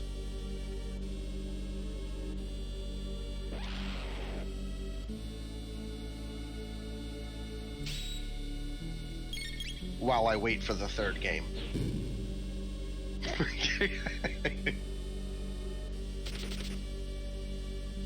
And while I wait for Cross to come to Steam. Just poured it already. Take my money.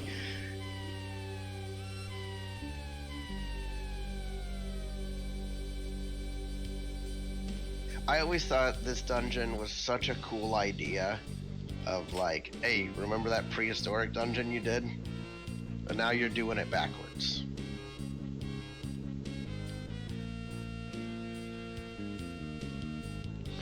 And supposedly there are fights in this dungeon. Yeah, but you'll only ever see one of them. Unless somebody made a mistake.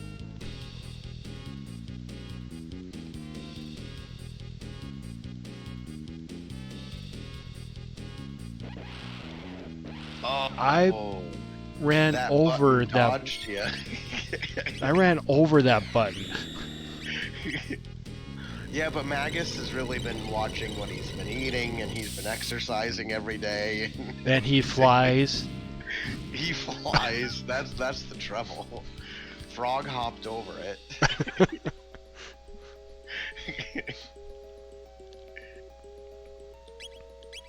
So we're gonna see him check his techs and see if he's close to any of them, because that would be double tech points. The only one was laser spin, which is garbage, so we will leave it. I probably should have. I'd be closer to Robo Tackle, but right now, really, whatever. Yeah, I think you're gonna be just fine. Or no, it'd be Uzi Punch. I have Tackle. Okay, yeah, I thought it might be Uzi Punch. But you'll get that in, probably in Magus Castle. Maybe not.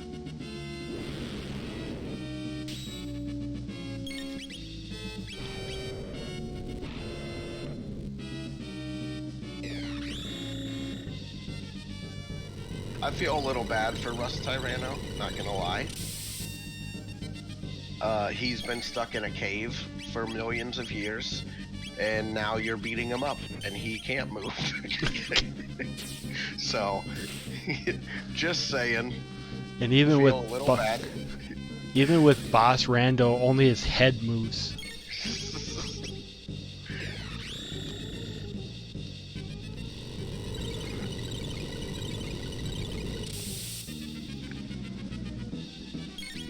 Can you get, no, Black Tyranno's not shuffled, right? No. You couldn't get Black Tyranno here, could you?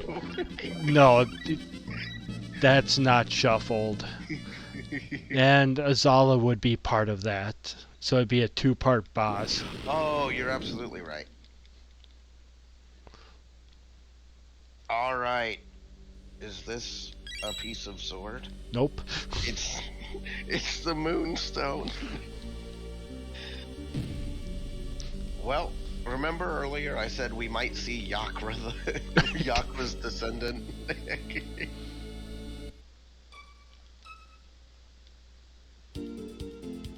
It seems like it's gonna be jerky and then sword piece is gonna be my guess. I'm gonna charge up that Moonstone. And I'm glad I kept it at 2.5 hour estimate. Yeah, absolutely. Yeah, because you got the run submitted and everything, and then you cut an hour off your PB. Yep. And my average has been 2 hours lately. Yeah. And you're probably not that far from that. You're probably going to be a little over that. Yeah. Just because Magus Castle is like a 25-minute dungeon. And I stopped there for a little bit just to make sure I got it. Yeah, I've definitely left without getting the item.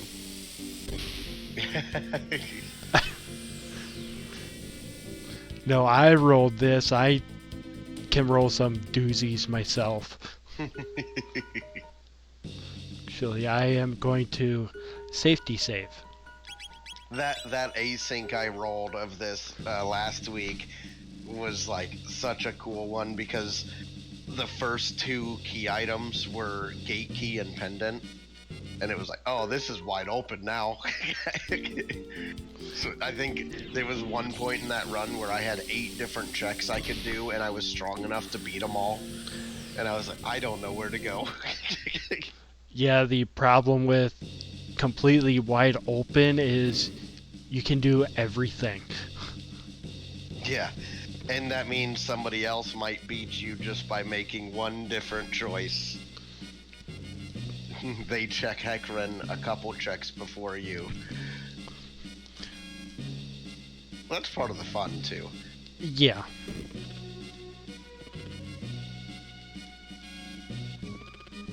And we get our... yeah, those 2 text boxes is because Frog was there. Yeah, good old LOC.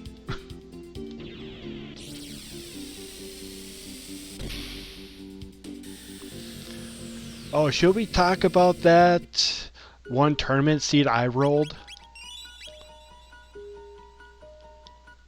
Which one was that?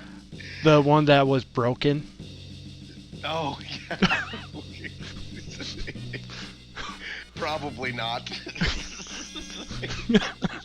Not a very good advertisement.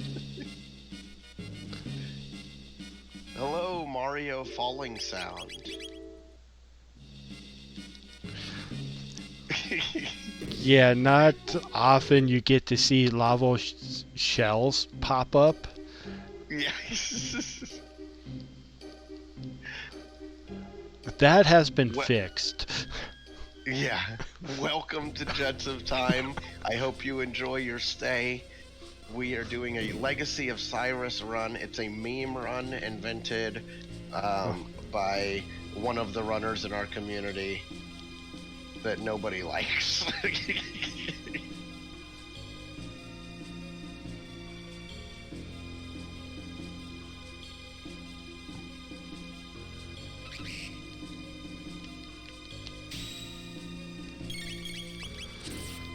Yes, Callier Dark.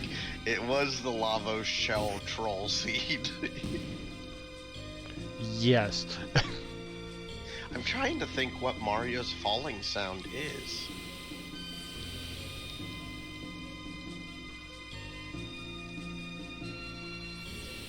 Like, I feel like I should know it, but I can't place it.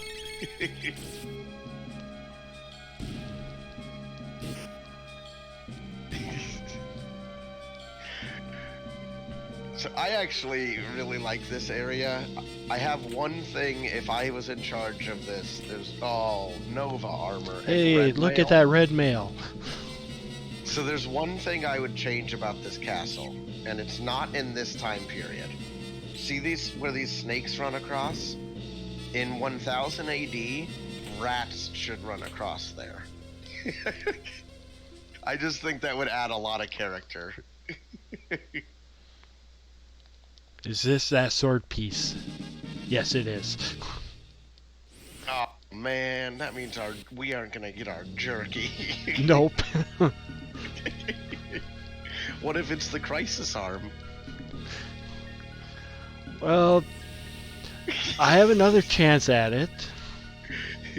Melchior. Oh, that's what I think Melchior's probably got it. Yeah, he doesn't have to though. It could be on low. He'll give me a high-tiered weapon from forging the Masamune.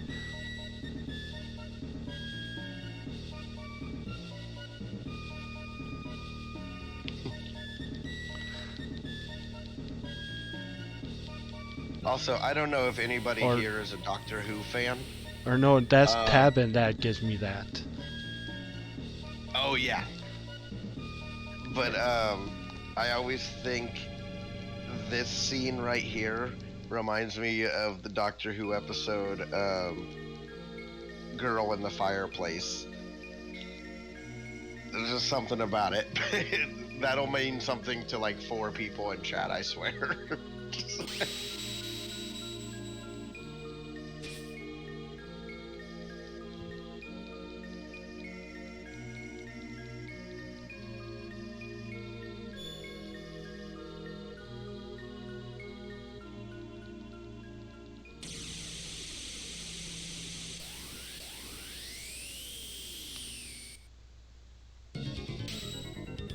It's so I love the background.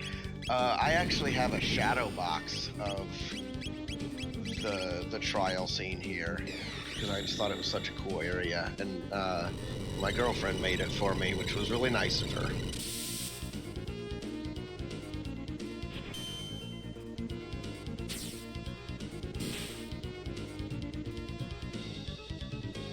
So this is Yakra.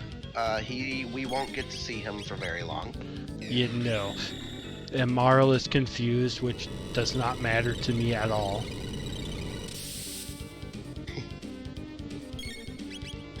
Yakra's about to be real confused when he wakes up and everybody's gone. Oh, there he goes.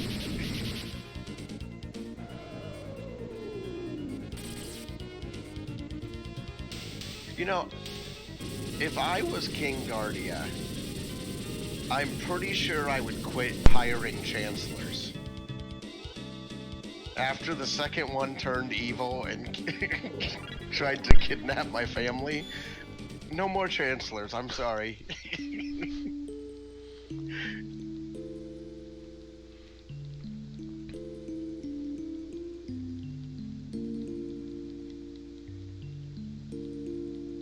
So we have our go mode now. And we will be able to head to the end of this run. Which, again, for Legacy of Cyrus, involves getting Frog and Magus, visiting Cyrus's grave, which we've done, getting the pieces of the sword so that now we can go to Magus Castle, and then we'll finish off with Ozzy's fort for the win. Oh, was there any money put down for that character incentive at all?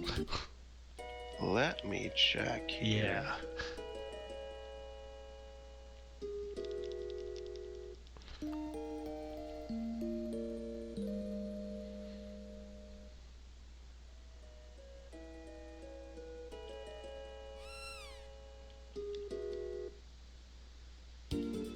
Does somebody have a link to that? Because I don't think I actually do.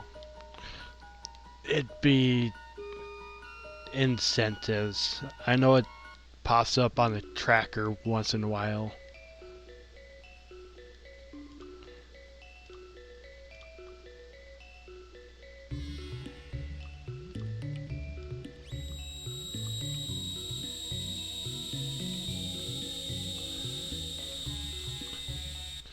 As long as that incentives page is up to date, I'm seeing 0 for everything. Okay. I just wanted to make sure.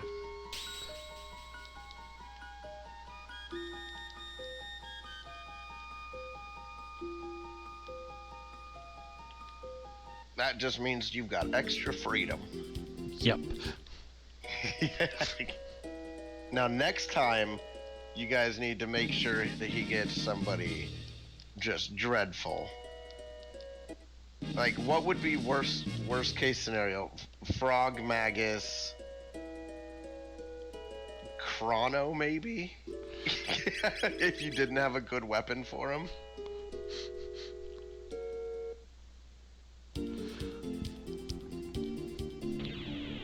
Luca isn't great, but she's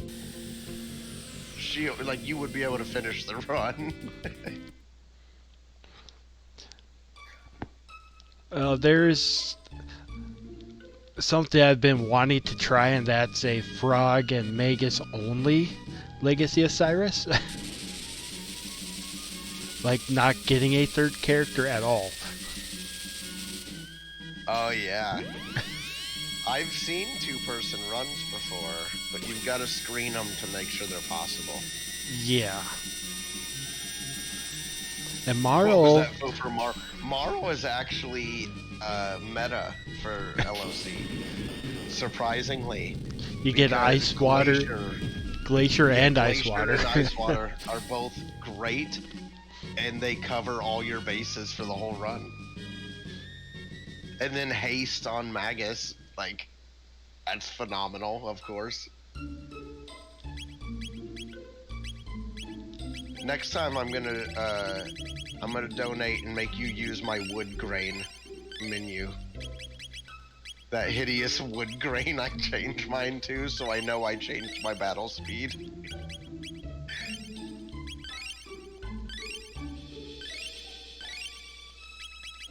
Man, Frog is hitting as hard as Robo is. Like I have to put all of the tabs on Robo to catch up to Frog. Yeah, for sure. Yes, this is showrun. This is randomized. And we are in go mode for this particular category. So now we have to take out Magus Castle, and now is the time for you guys to guess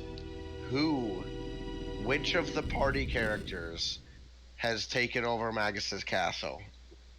Get your bets in. I called it earlier. It's gonna be Ayla.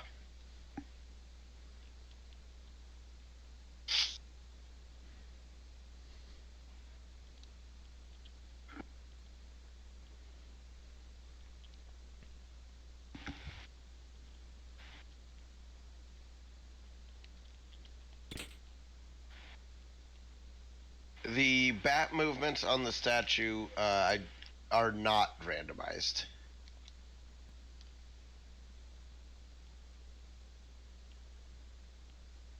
So at the end of Magus's castle here is somebody besides well, it could be Magus. There's a chance it's Magus too. But one of the party members will be at the end of all of this, and we're going to fight them. So take a guess who that's going to be. We've got a guess for Luca, Chrono. I guessed Ayla, of course. This is an open world randomizer, so you actually start off with a lot of different checks available to you, and you can kind of go off to whatever dungeons you want within certain parameters. And it is definitely designed and maintained with speedrunning in mind. So if you have interest in speedrunning Chrono Trigger in a method where it's not necessarily as scripted as a standard Chrono Trigger speedrun, it's a lot more on the fly decision and routing decisions, gear decisions. It's a pretty interesting run, and so if you like this game as much as I do, I highly recommend checking it out.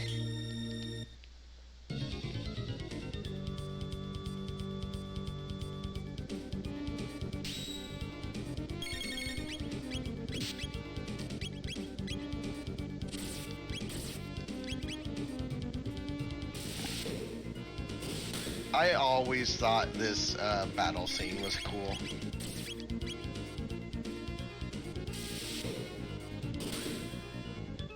Frog's tired right now. He'll be back. He just needs to take a little nap.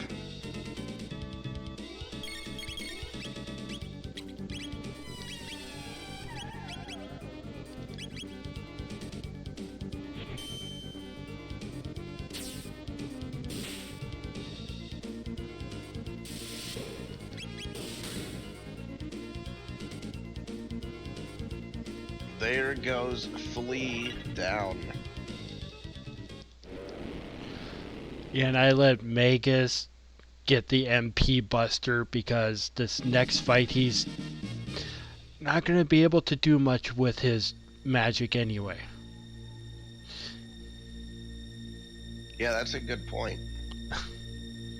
We also, at some point, probably need to show off Magus's new tech. That will be I'm sure. getting shown off. Yeah, I was gonna say, I'm sure it'll come in handy. I have the accessory for it too. Oh, perfect.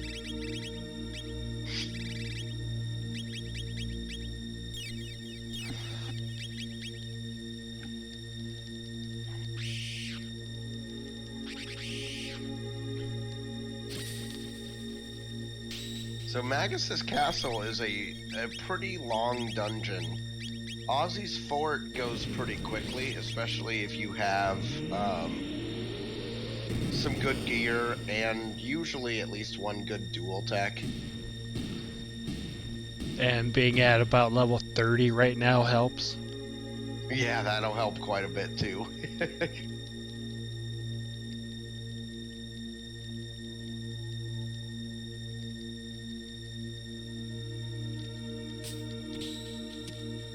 Time to fight Slash.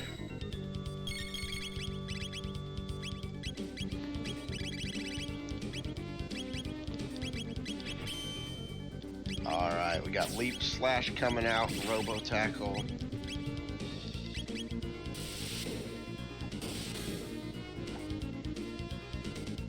And I don't think we will see a whole lot more of this fight. No. Yeah, I think Slash is going to be hurting. When you have a big robot ramming you.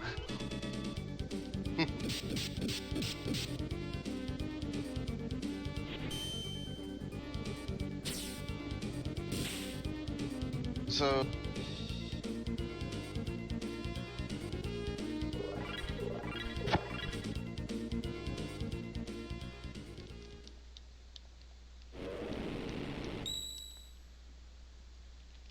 Alright, we finish off that boss. We're gonna grab some more free loot.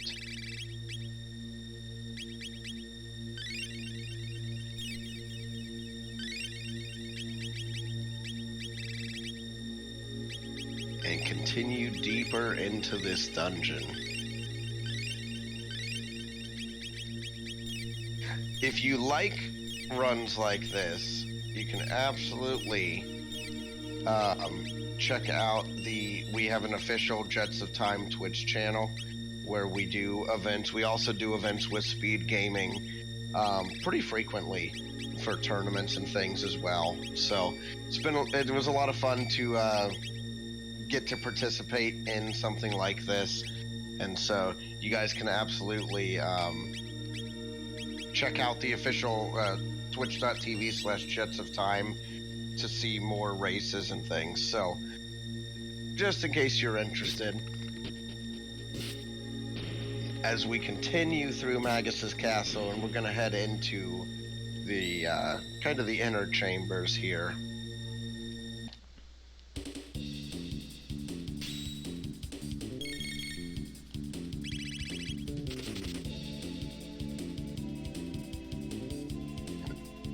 Chat is now talking the dangerous game of Chrono Cross. I love Chrono Cross. I think it's an incredible experience, but not for everybody. I have played Chrono Cross. It's one of those games where it's not for me.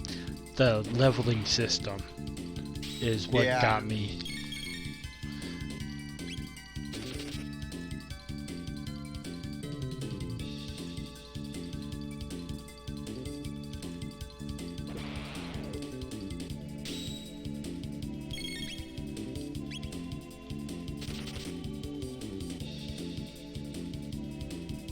So Magus's Castle is just this huge dungeon.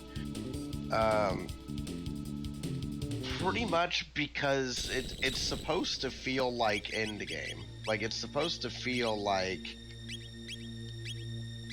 Oh wow, triple kick in 36. That's tempting. It actually is tempting. Because that's drop kick. Yeah. And drop kick is one of the best techs for Legacy of Cyrus. But no, Magus Castle is supposed to feel like the end of the game. It's supposed to feel like...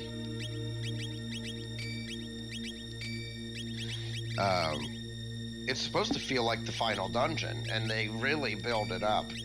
And then, you know, the twist, obviously, that Magus is not the final boss. It's pretty neat. I always really liked that.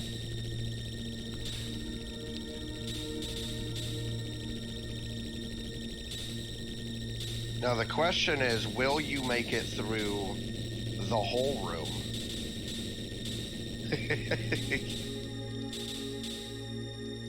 And do you even want to? Because there's some pretty great chests down there. I always make it through that whole room. Yeah, they are great chests, but I'm seeing a lot more consumables than anything else. Yeah, and you don't really need gear. You've got everything you need to get through the end of the run.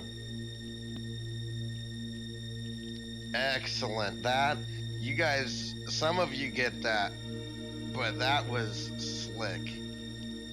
That was like perfectly executed. This is also being perfectly executed.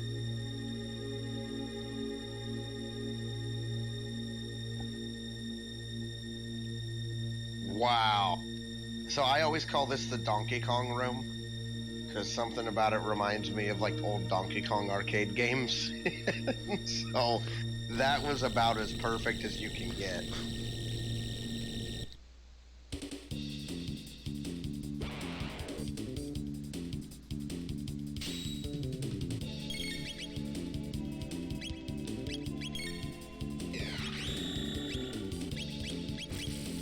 And I decided to take my time with that one that comes at you and it kind of flies off the screen or off the walkway. Yeah, I just was told a couple days ago that it's when it gets close to your third character.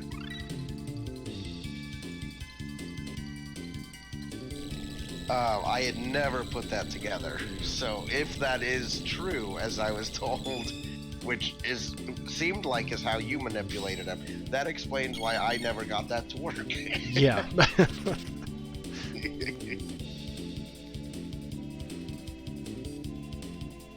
It's not an all-boss run. This is what's called a Legacy of Cyrus. It's kind of a meme category. That's kind of it tells a story, and it is Frog and Magus becoming friends and bonding, and trying to forgive each other for everything they've done. So, right now, Magus took Frog to visit Cyrus's grave. Now, Frog's gonna help Magus get his house back.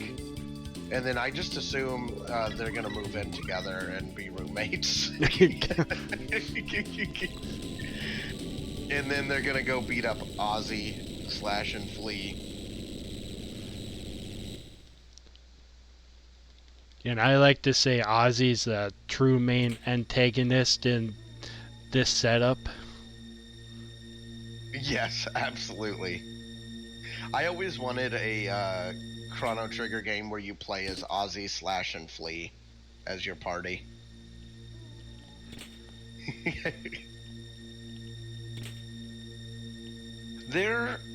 I'm not going to get too far into this because we're doing a Jets run, but there are a lot of ties between Cross and Trigger. They just don't spoon feed them to you. They want you to seek out things in the world and characters in the world, but that's neither here nor there. as we enter the Aussie fight. Not the one that ends the run, but it is going to set us up to have 4 Doomsicles in case we need them. Magus's ultimate weapon. Oh no, Ozzy must be mad thinking he can challenge you. He must be barking at the moon. I mean, if nothing else, he's paranoid.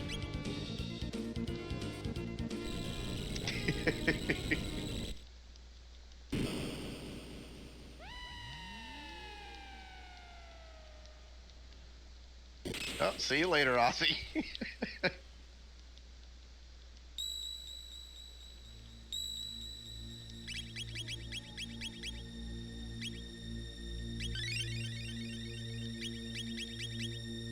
Alright, we are on the home stretch now. We're gonna head down and let's find out who was correct about who has stolen this castle from Magus. And I might not unlock that one tech. Oh no. I'm still 300 some tech points away from it. Oh, you are definitely not unlocking that tech.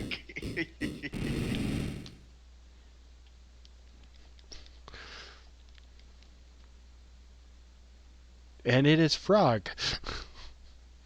Frog has stolen Magus's castle, and Frog is going to help him get it back.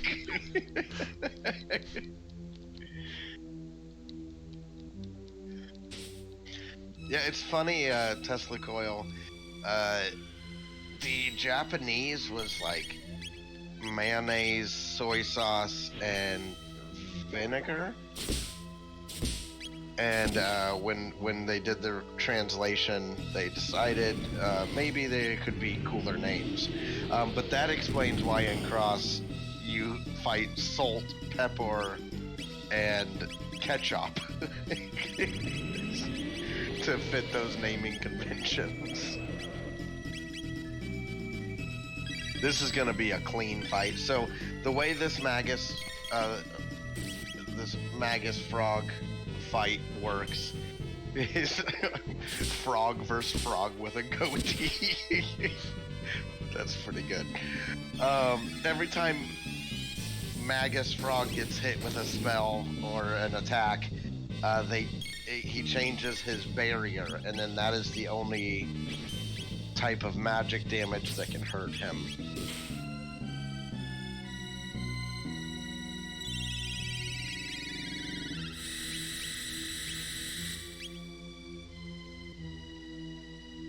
Ooh, Ayla, staying alive.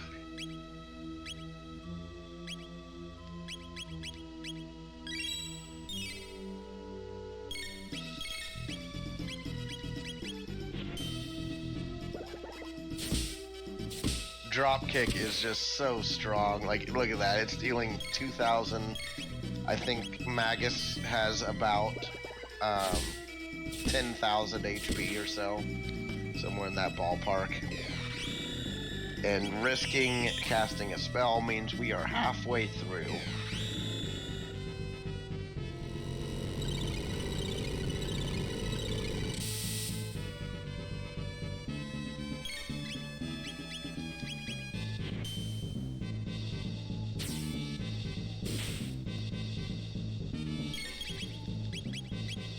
Shouldn't be a whole lot left here.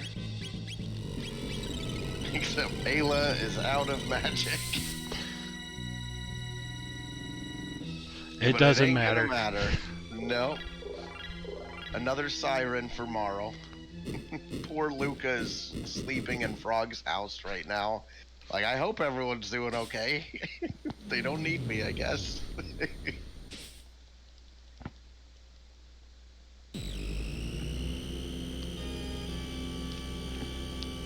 Hulk Magus.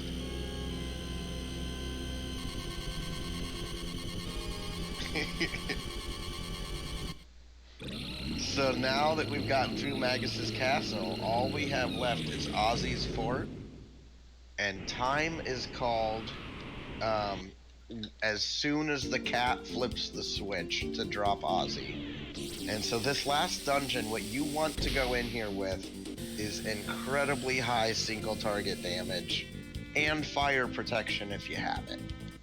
The reason being, you fight Slash and Flea, not in that order, and they each have about 2,000 health or so. So with a strong enough dual tech, you can one-shot them. And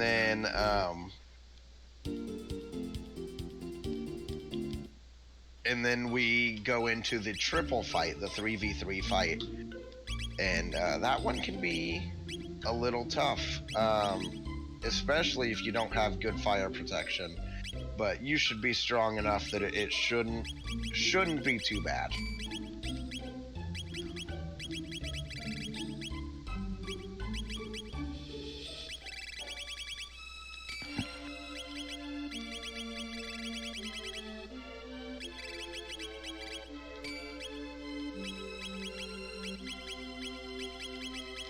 Yeah, Tesla Coil, it's an issue with animations. This game, unlike a lot of games, if it tries to load an animation on a sprite that doesn't have that animation, at best it looks crazy, at worst it's like soft locks the game. So anywhere that there's a risk of that, sometimes weird things will happen so that it won't crash. So it reverts back to Magus' sprite there, to avoid the soft lock or crash there. Is how I understand it. So we are going to go through this flea fight. Ooh, the stair.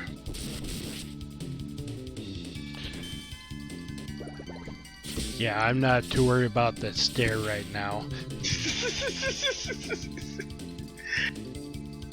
Yeah, that's why we like drop kick. We like drop kick because it does 3,000 damage. Because you've got Hero's Metal, don't you? Yeah. Yeah, so that's got Prism specs built into it. Just 50% increase the damage. And drop kick is mostly based off of Frog's damage, or Frog's leap slash damage more than Ayla's triple kick.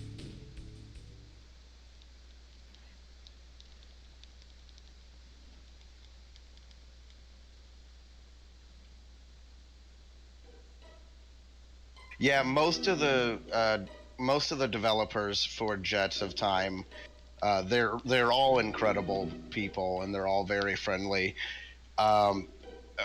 But first and foremost, we don't want crashes and soft locks if we can avoid them. It's much more important to have a stable environment, or a stable game and a stable modes than to have experimental modes that break a lot. All right. So this is the penultimate room.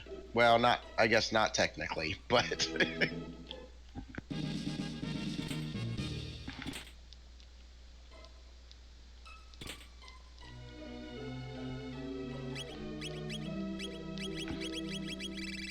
yes, like the Lavos shell soft lock.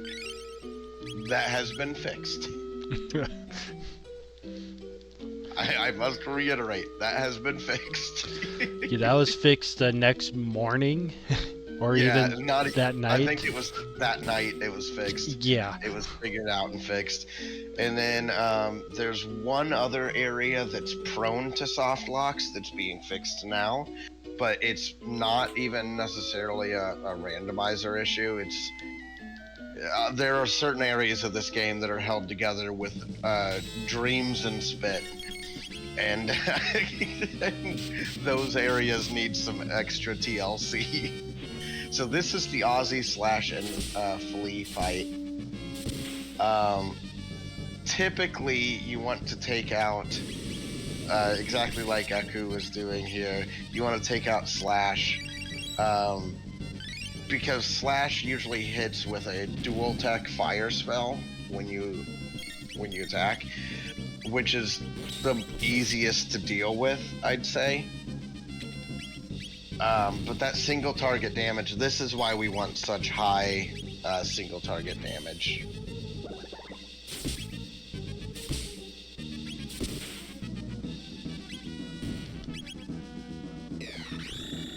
I need to do more research on this fight, because I don't know if you have to kill... Like, I've been trying to figure out what it takes to end this fight. If it's actual, like, HP values for them, or if it's, like, something else. I just need to do more research on it, frankly. It is HP value on Ozzy. Is it just on Ozzy? Yeah. Okay. Yeah, like if you can somehow deal enough damage straight to Ozzy, you can win earlier. But if you don't, you have to deal with that triple tech. Yeah, and it's Delta Force, I think. Yeah. Or something like that. And it's a more powerful version than what we can dish out. Yeah, it sure is. Alright, so we're gonna get ready on time here. Aku's got his own timer, but this fight here, we hit the switch to drop the pit, but another Doomsicle. Yeah, it's because these switches are the same as Magus right. Castle. Interesting. So if you got something really, really strong there, you could come here and get it. But I don't know what it would be that would be worth coming all the way in here. It'd have to be like mega elixirs. Yeah, and even then, you're getting 4 of them there. Yeah, you're right. Alright, get ready. When the cat hits the switch, that's time. A 2:16:20. That is not a bad time. Yeah, no, it's not. I think most of us consider a 2-hour time to be a great time. Like when I've gotten sub 2 hours once. I'll get it more. I haven't done a whole lot of seeds here lately. But and obviously you're the world record holder with a, what'd you say it was, a 126, I believe, or 128. Yeah, it's somewhere right in that ballpark. So if you guys want to try something out that's real fun, definitely give Jets of Time a try. You can check it out on there's a website that'll give you links to everything from the Discord to the guides to everything. We've got a great community of runners and people willing to put time in to help new players. So I think we have a really nice community. So if anybody's interested, you can also reach out to me directly. I don't mind that at all. But I like Legacy of Cyrus because it's something a little fresh, and frankly, it gets you really good at Magus Castle, which is a dungeon that getting really good at can benefit you. And it also it doesn't put as much emphasis on the final bosses, which helps just get you really good at like the main dungeons and the logic and where to go. So definitely check it out, guys. And this has just been a blast. Thank you guys so much for having us.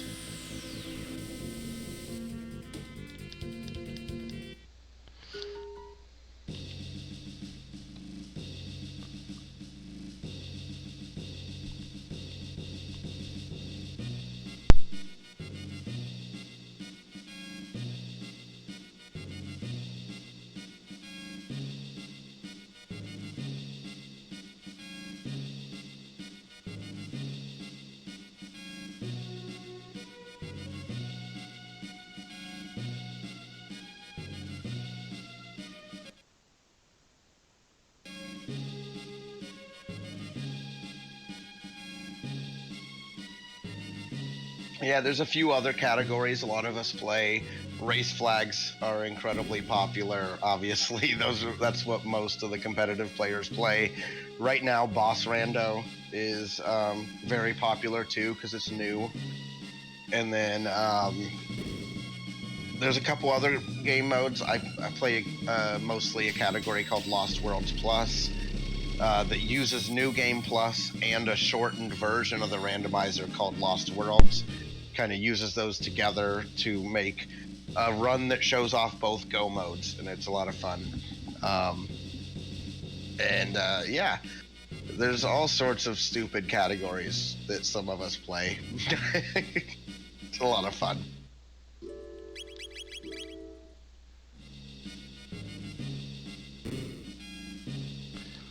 Right now, I'm just going around seeing if I can't find one weapon.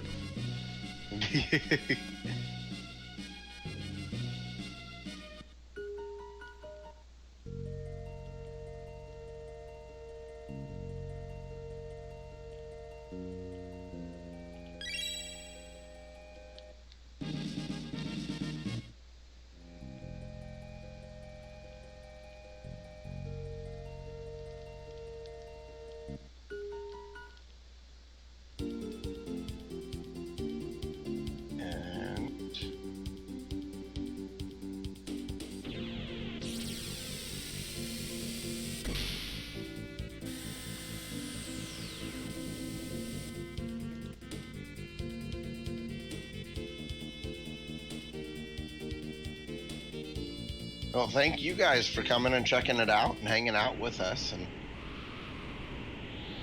I am a huge Jets of Time fan. Like,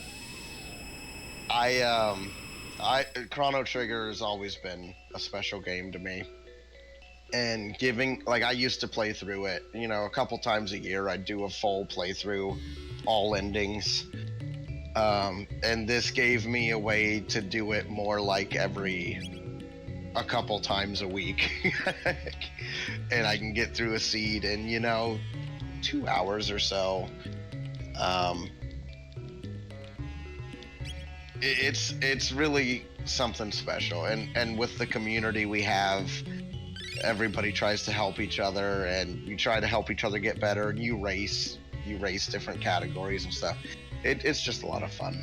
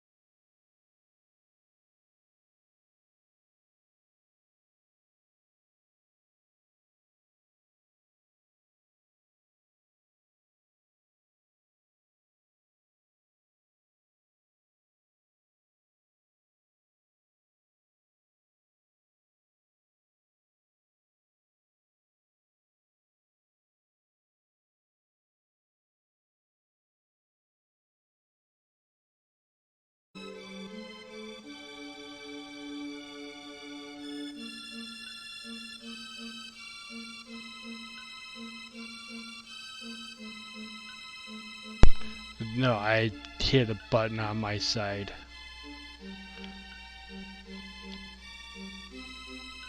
Yeah, sorry about that, guys. Yeah, I kind of just don't know what to do. Yeah, if there's an admin in stream, if you could check Discord, that would be very helpful. Well, I could go off and fight Lavos. I just don't know how long until for the next run to come up. The next run was not that far out, because I actually checked a little bit ago when our run finished. The next run is supposed to be in 22 minutes. Okay. Which is not enough time to go finish Lavos, but...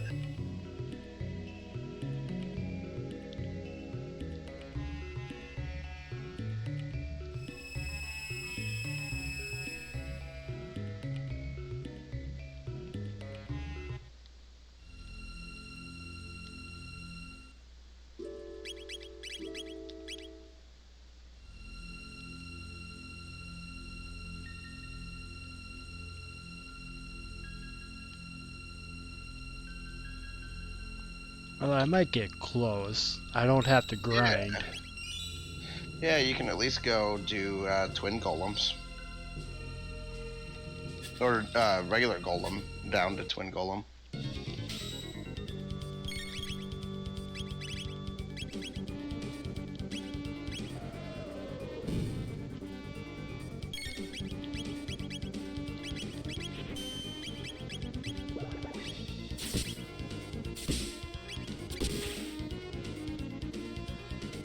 Okay.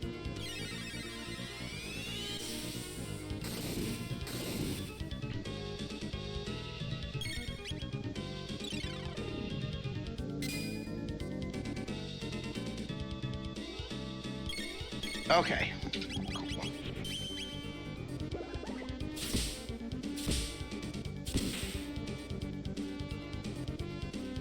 Cool.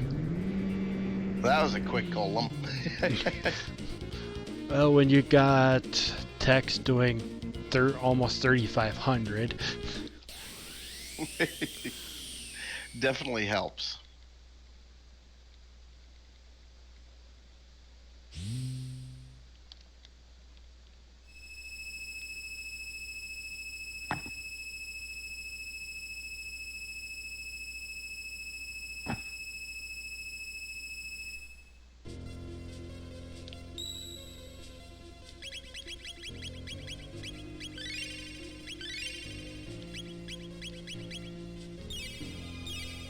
Yeah, hopefully you guys enjoyed this run.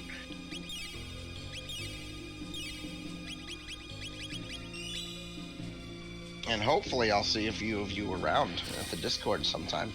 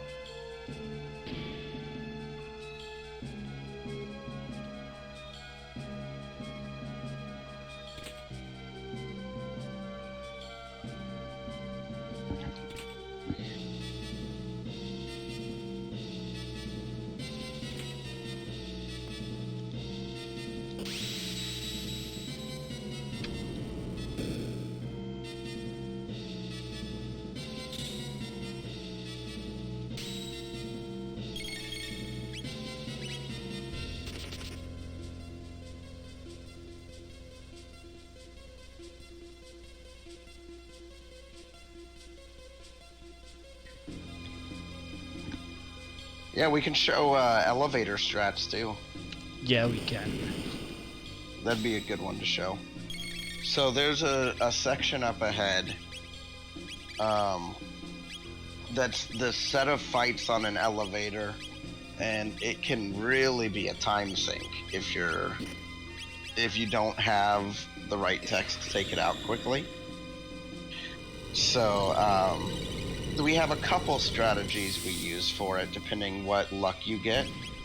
So take a look here in a second and show you how that works, because we actually have both characters that have a tech for it. And hopefully... Oh, we don't have it on Ayla, okay. Not yet. I don't know if I'll have it by then, but I will have it by the time that fight comes up. Oh, yeah. And then you may have an earring to save yourself time from getting fireballed. Because you've got Frog, too. He's got Frog Squash.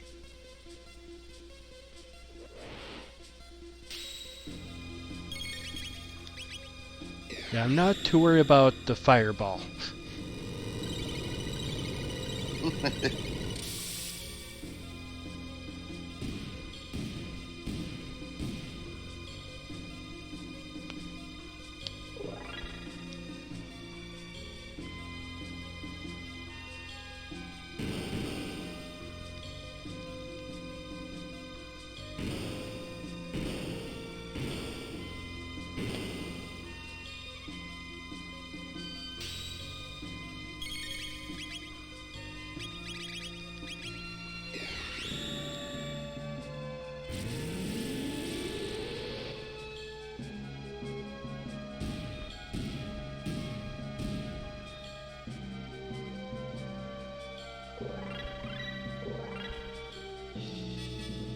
I really like that Son of Sun area is like the same type of materials and everything as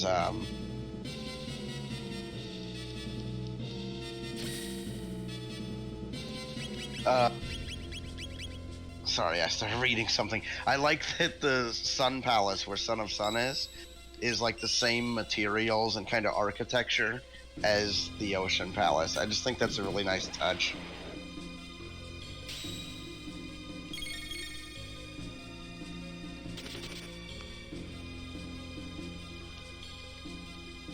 Yeah, we'll go ahead and beat Lavos.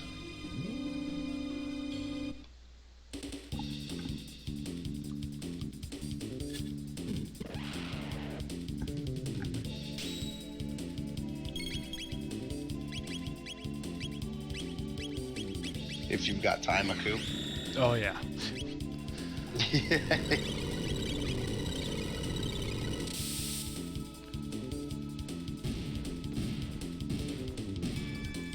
Oh, I think it's so. The Sun Palace is the first time the Sunstone and Sun Palace are mentioned is in Zeal. It's in one of the floating islands, and that island plummeted to Earth. So that's, I think, why that is. To answer chat.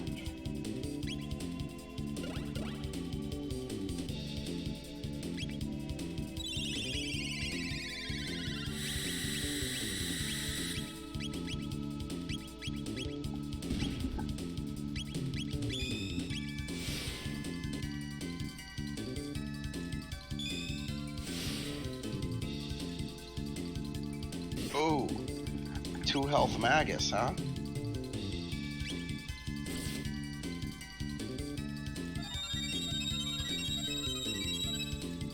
Oh, full health Magus, huh? Yeah, I was not worried about Magus going down at all.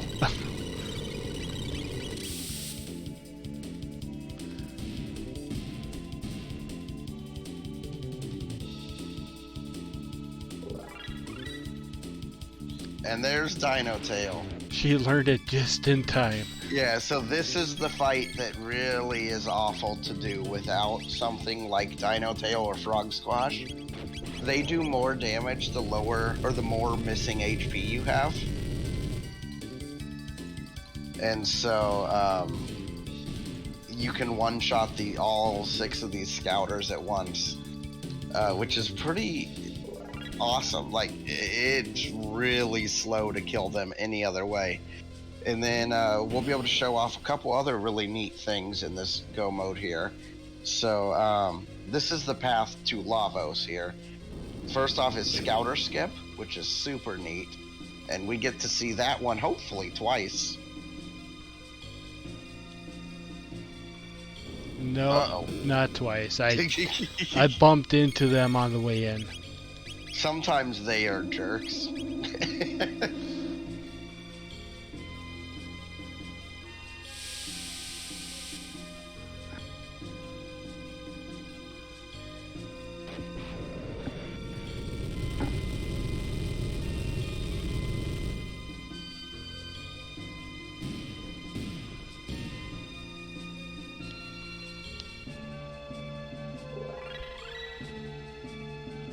Oh, there's water too. We haven't had water too on Frog this whole game. Yeah, last tech. Oh my goodness. There's nothing better than when you get a seed, like that async we did, where you start with Frog and Magus, and then we had like early Grand Leon, and those seeds are the most fun.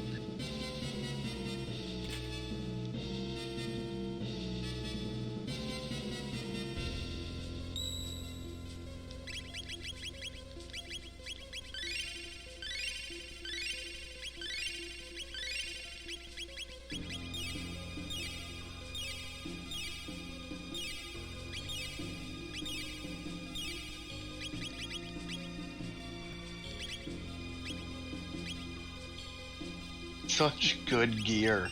You got incredible accessories and helmets and everything. So this is everybody's favorite fight when they're new. Twin golems. They like to hurt you a lot. Whatever you hit them with, they will use against you until you hit them with something else.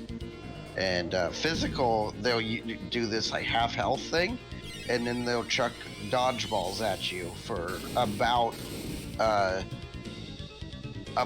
10 million damage. It seems like sometimes. Yeah, it's way too much in low level runs. Yeah, there's sometimes where like it'll legitimately, if you don't have great gear, the dodgeballs will just hit you for 1200 and there's nothing you can do.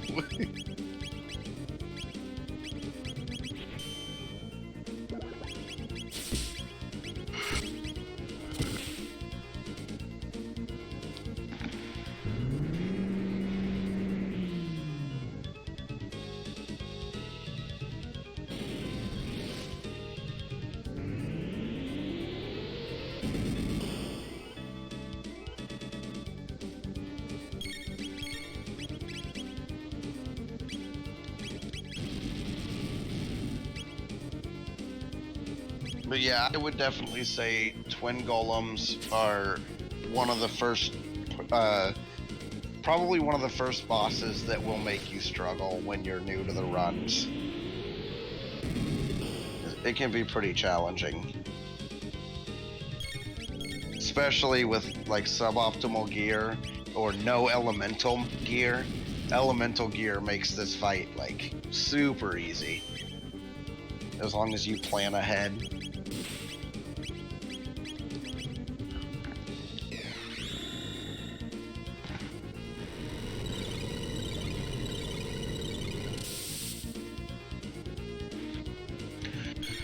So in vanilla Chrono Trigger, in like the base game, when you get through this area, you go on to fight Lavos, and you do not beat him. In Jets, you are expected to beat him at the Ocean Palace. So that can take a little bit of getting used to, but I think we'll be just fine.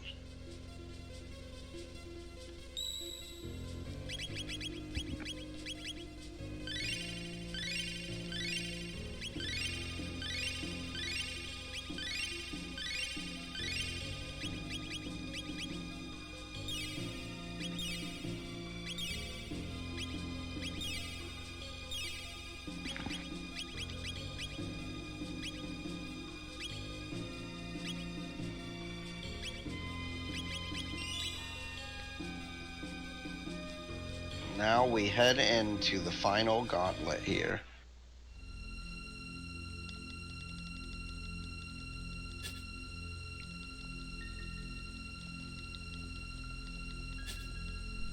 Yeah, so the bucket is disabled until you, so you can actually lose to the shell here.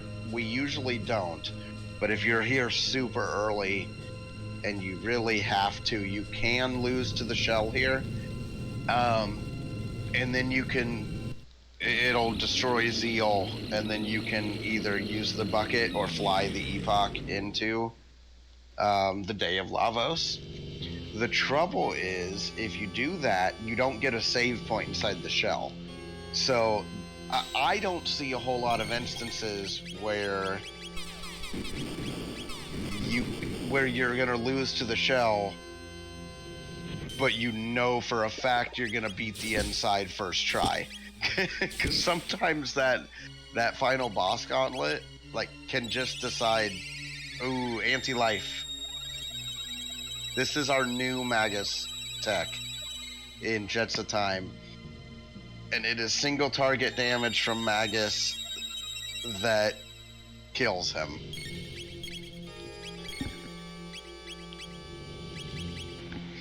Luckily, he had a green dream. Yes, this has been patched from the double Lavos shell. So that is fixed and should not appear anymore.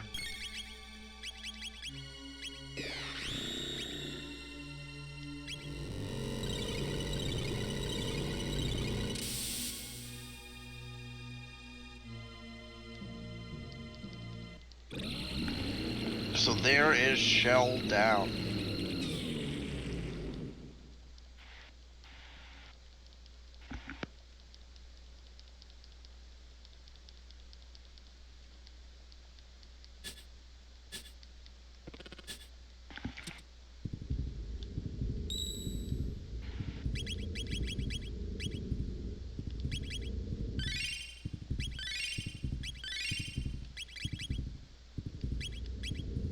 So now we have 2 phases of Lavos left. Phase 2, which is pretty AoE focused. And then phase 3 is the kind of the end of the run, obviously. And it is, there are a few different strategies people use to fight it. So we'll get to see that real quick, and I think this will be a pretty quick fight. These are high levels for a Lavos Go mode. Sitting at about 36, 37. Ayla's at 33, but that's the lowest level of the 3. Yeah.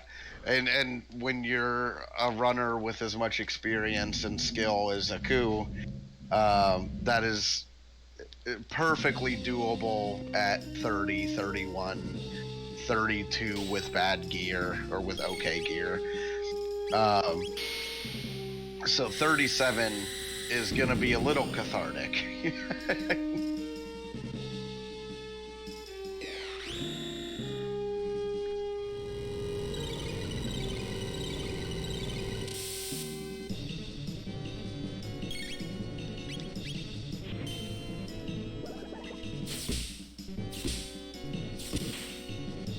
So the Grand Leon is actually the original Japanese name for the Masamune 2. We wanted something that would make it more clear what sword it was. Like when you found it, we wanted to make it very clear. This is the Masamune. This is the Masamune 2. So we ended up using kind of a more direct translation of the Grand Leon. Who's this Glenn fella you're talking about?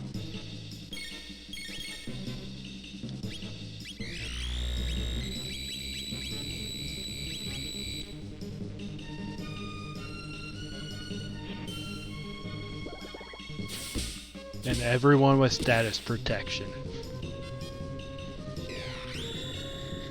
Yeah, this is a wild gear setup. You're not going to get status protection in your next 10 seeds. It's not going to be available at all. That one async, I did this with no status protection, and it was stop. Oh my goodness.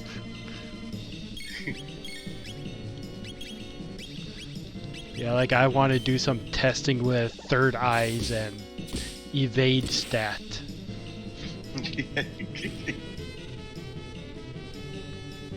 Ooh, gold earring. Just in time. For me to not use it. Yeah. Hey, this is a perfect time for party switch. Menu glitch. Party switch, menu glitch. Just do both of the menu glitches. Yeah, put Robo back in. He's a lot higher level.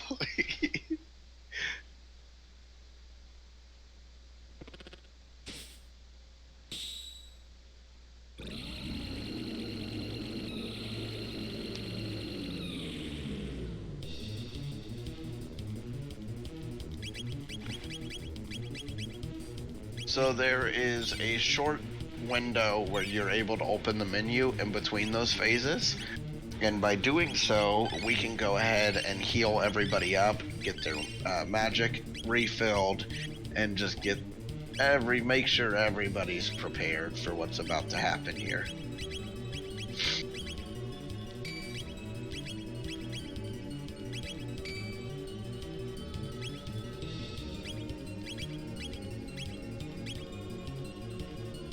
All right, this is it.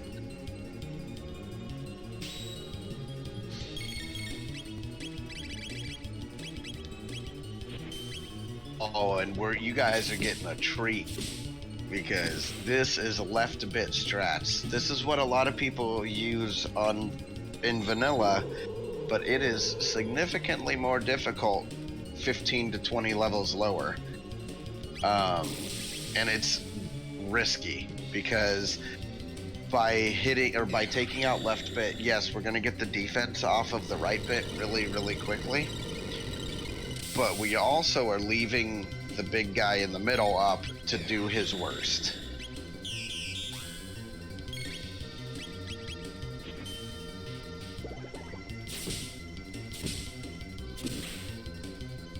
All right.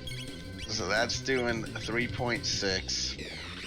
So the right bit here is the real bit. That's going to put us at 5.5. It's got 20k health. It's 30k in vanilla, but it is 20k here. And we need to get rid of that center bit because that can be a problem. Yeah, that's gonna be a problem. Hopefully you can just get off a drop kick on center. I think that might kill.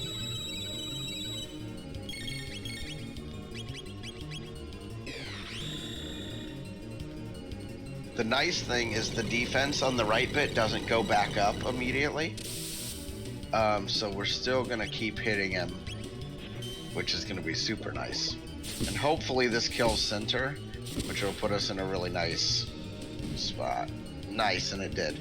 And since it wasn't an AoE spell, it doesn't counterattack. So now we just need everyone to stay alive.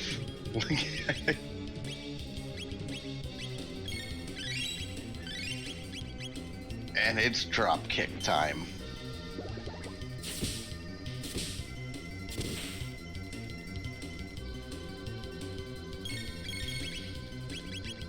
Drop kick is so good. And with near max speed on everyone. Yeah. Have you used a final kick in a run yet? I typically stay away from triple techs. Me and Procky did a Lost Worlds Plus race one time, and the entire second run was just us using final kick on every boss. And we one shot like every boss the whole run on the second part. And that is Lavos. Good. We got a magic tab for our trouble. So thank you guys for checking it out. And for hanging out with us for so long, so early in the morning. And this was a lot of fun. I'm glad I did this. So yeah, I'll see.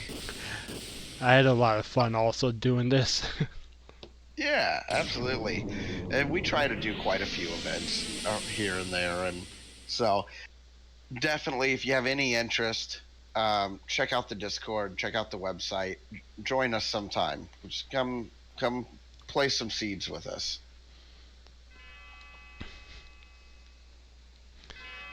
We would love to have you.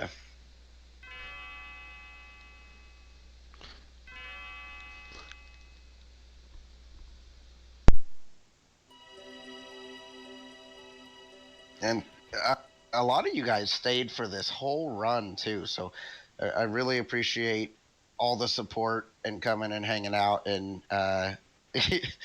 and checking everything out, because I love this randomizer, and it's just it's cool to share something like this with you guys, and this is a cool channel and a cool place to do that. So follow our runner. Akuheish is a great runner. He's incredibly competitive as far as pretty much all the categories go. And he's also very mean to me, but it's out of a place of friendship, and so I appreciate everybody in our community. So thank you guys so much.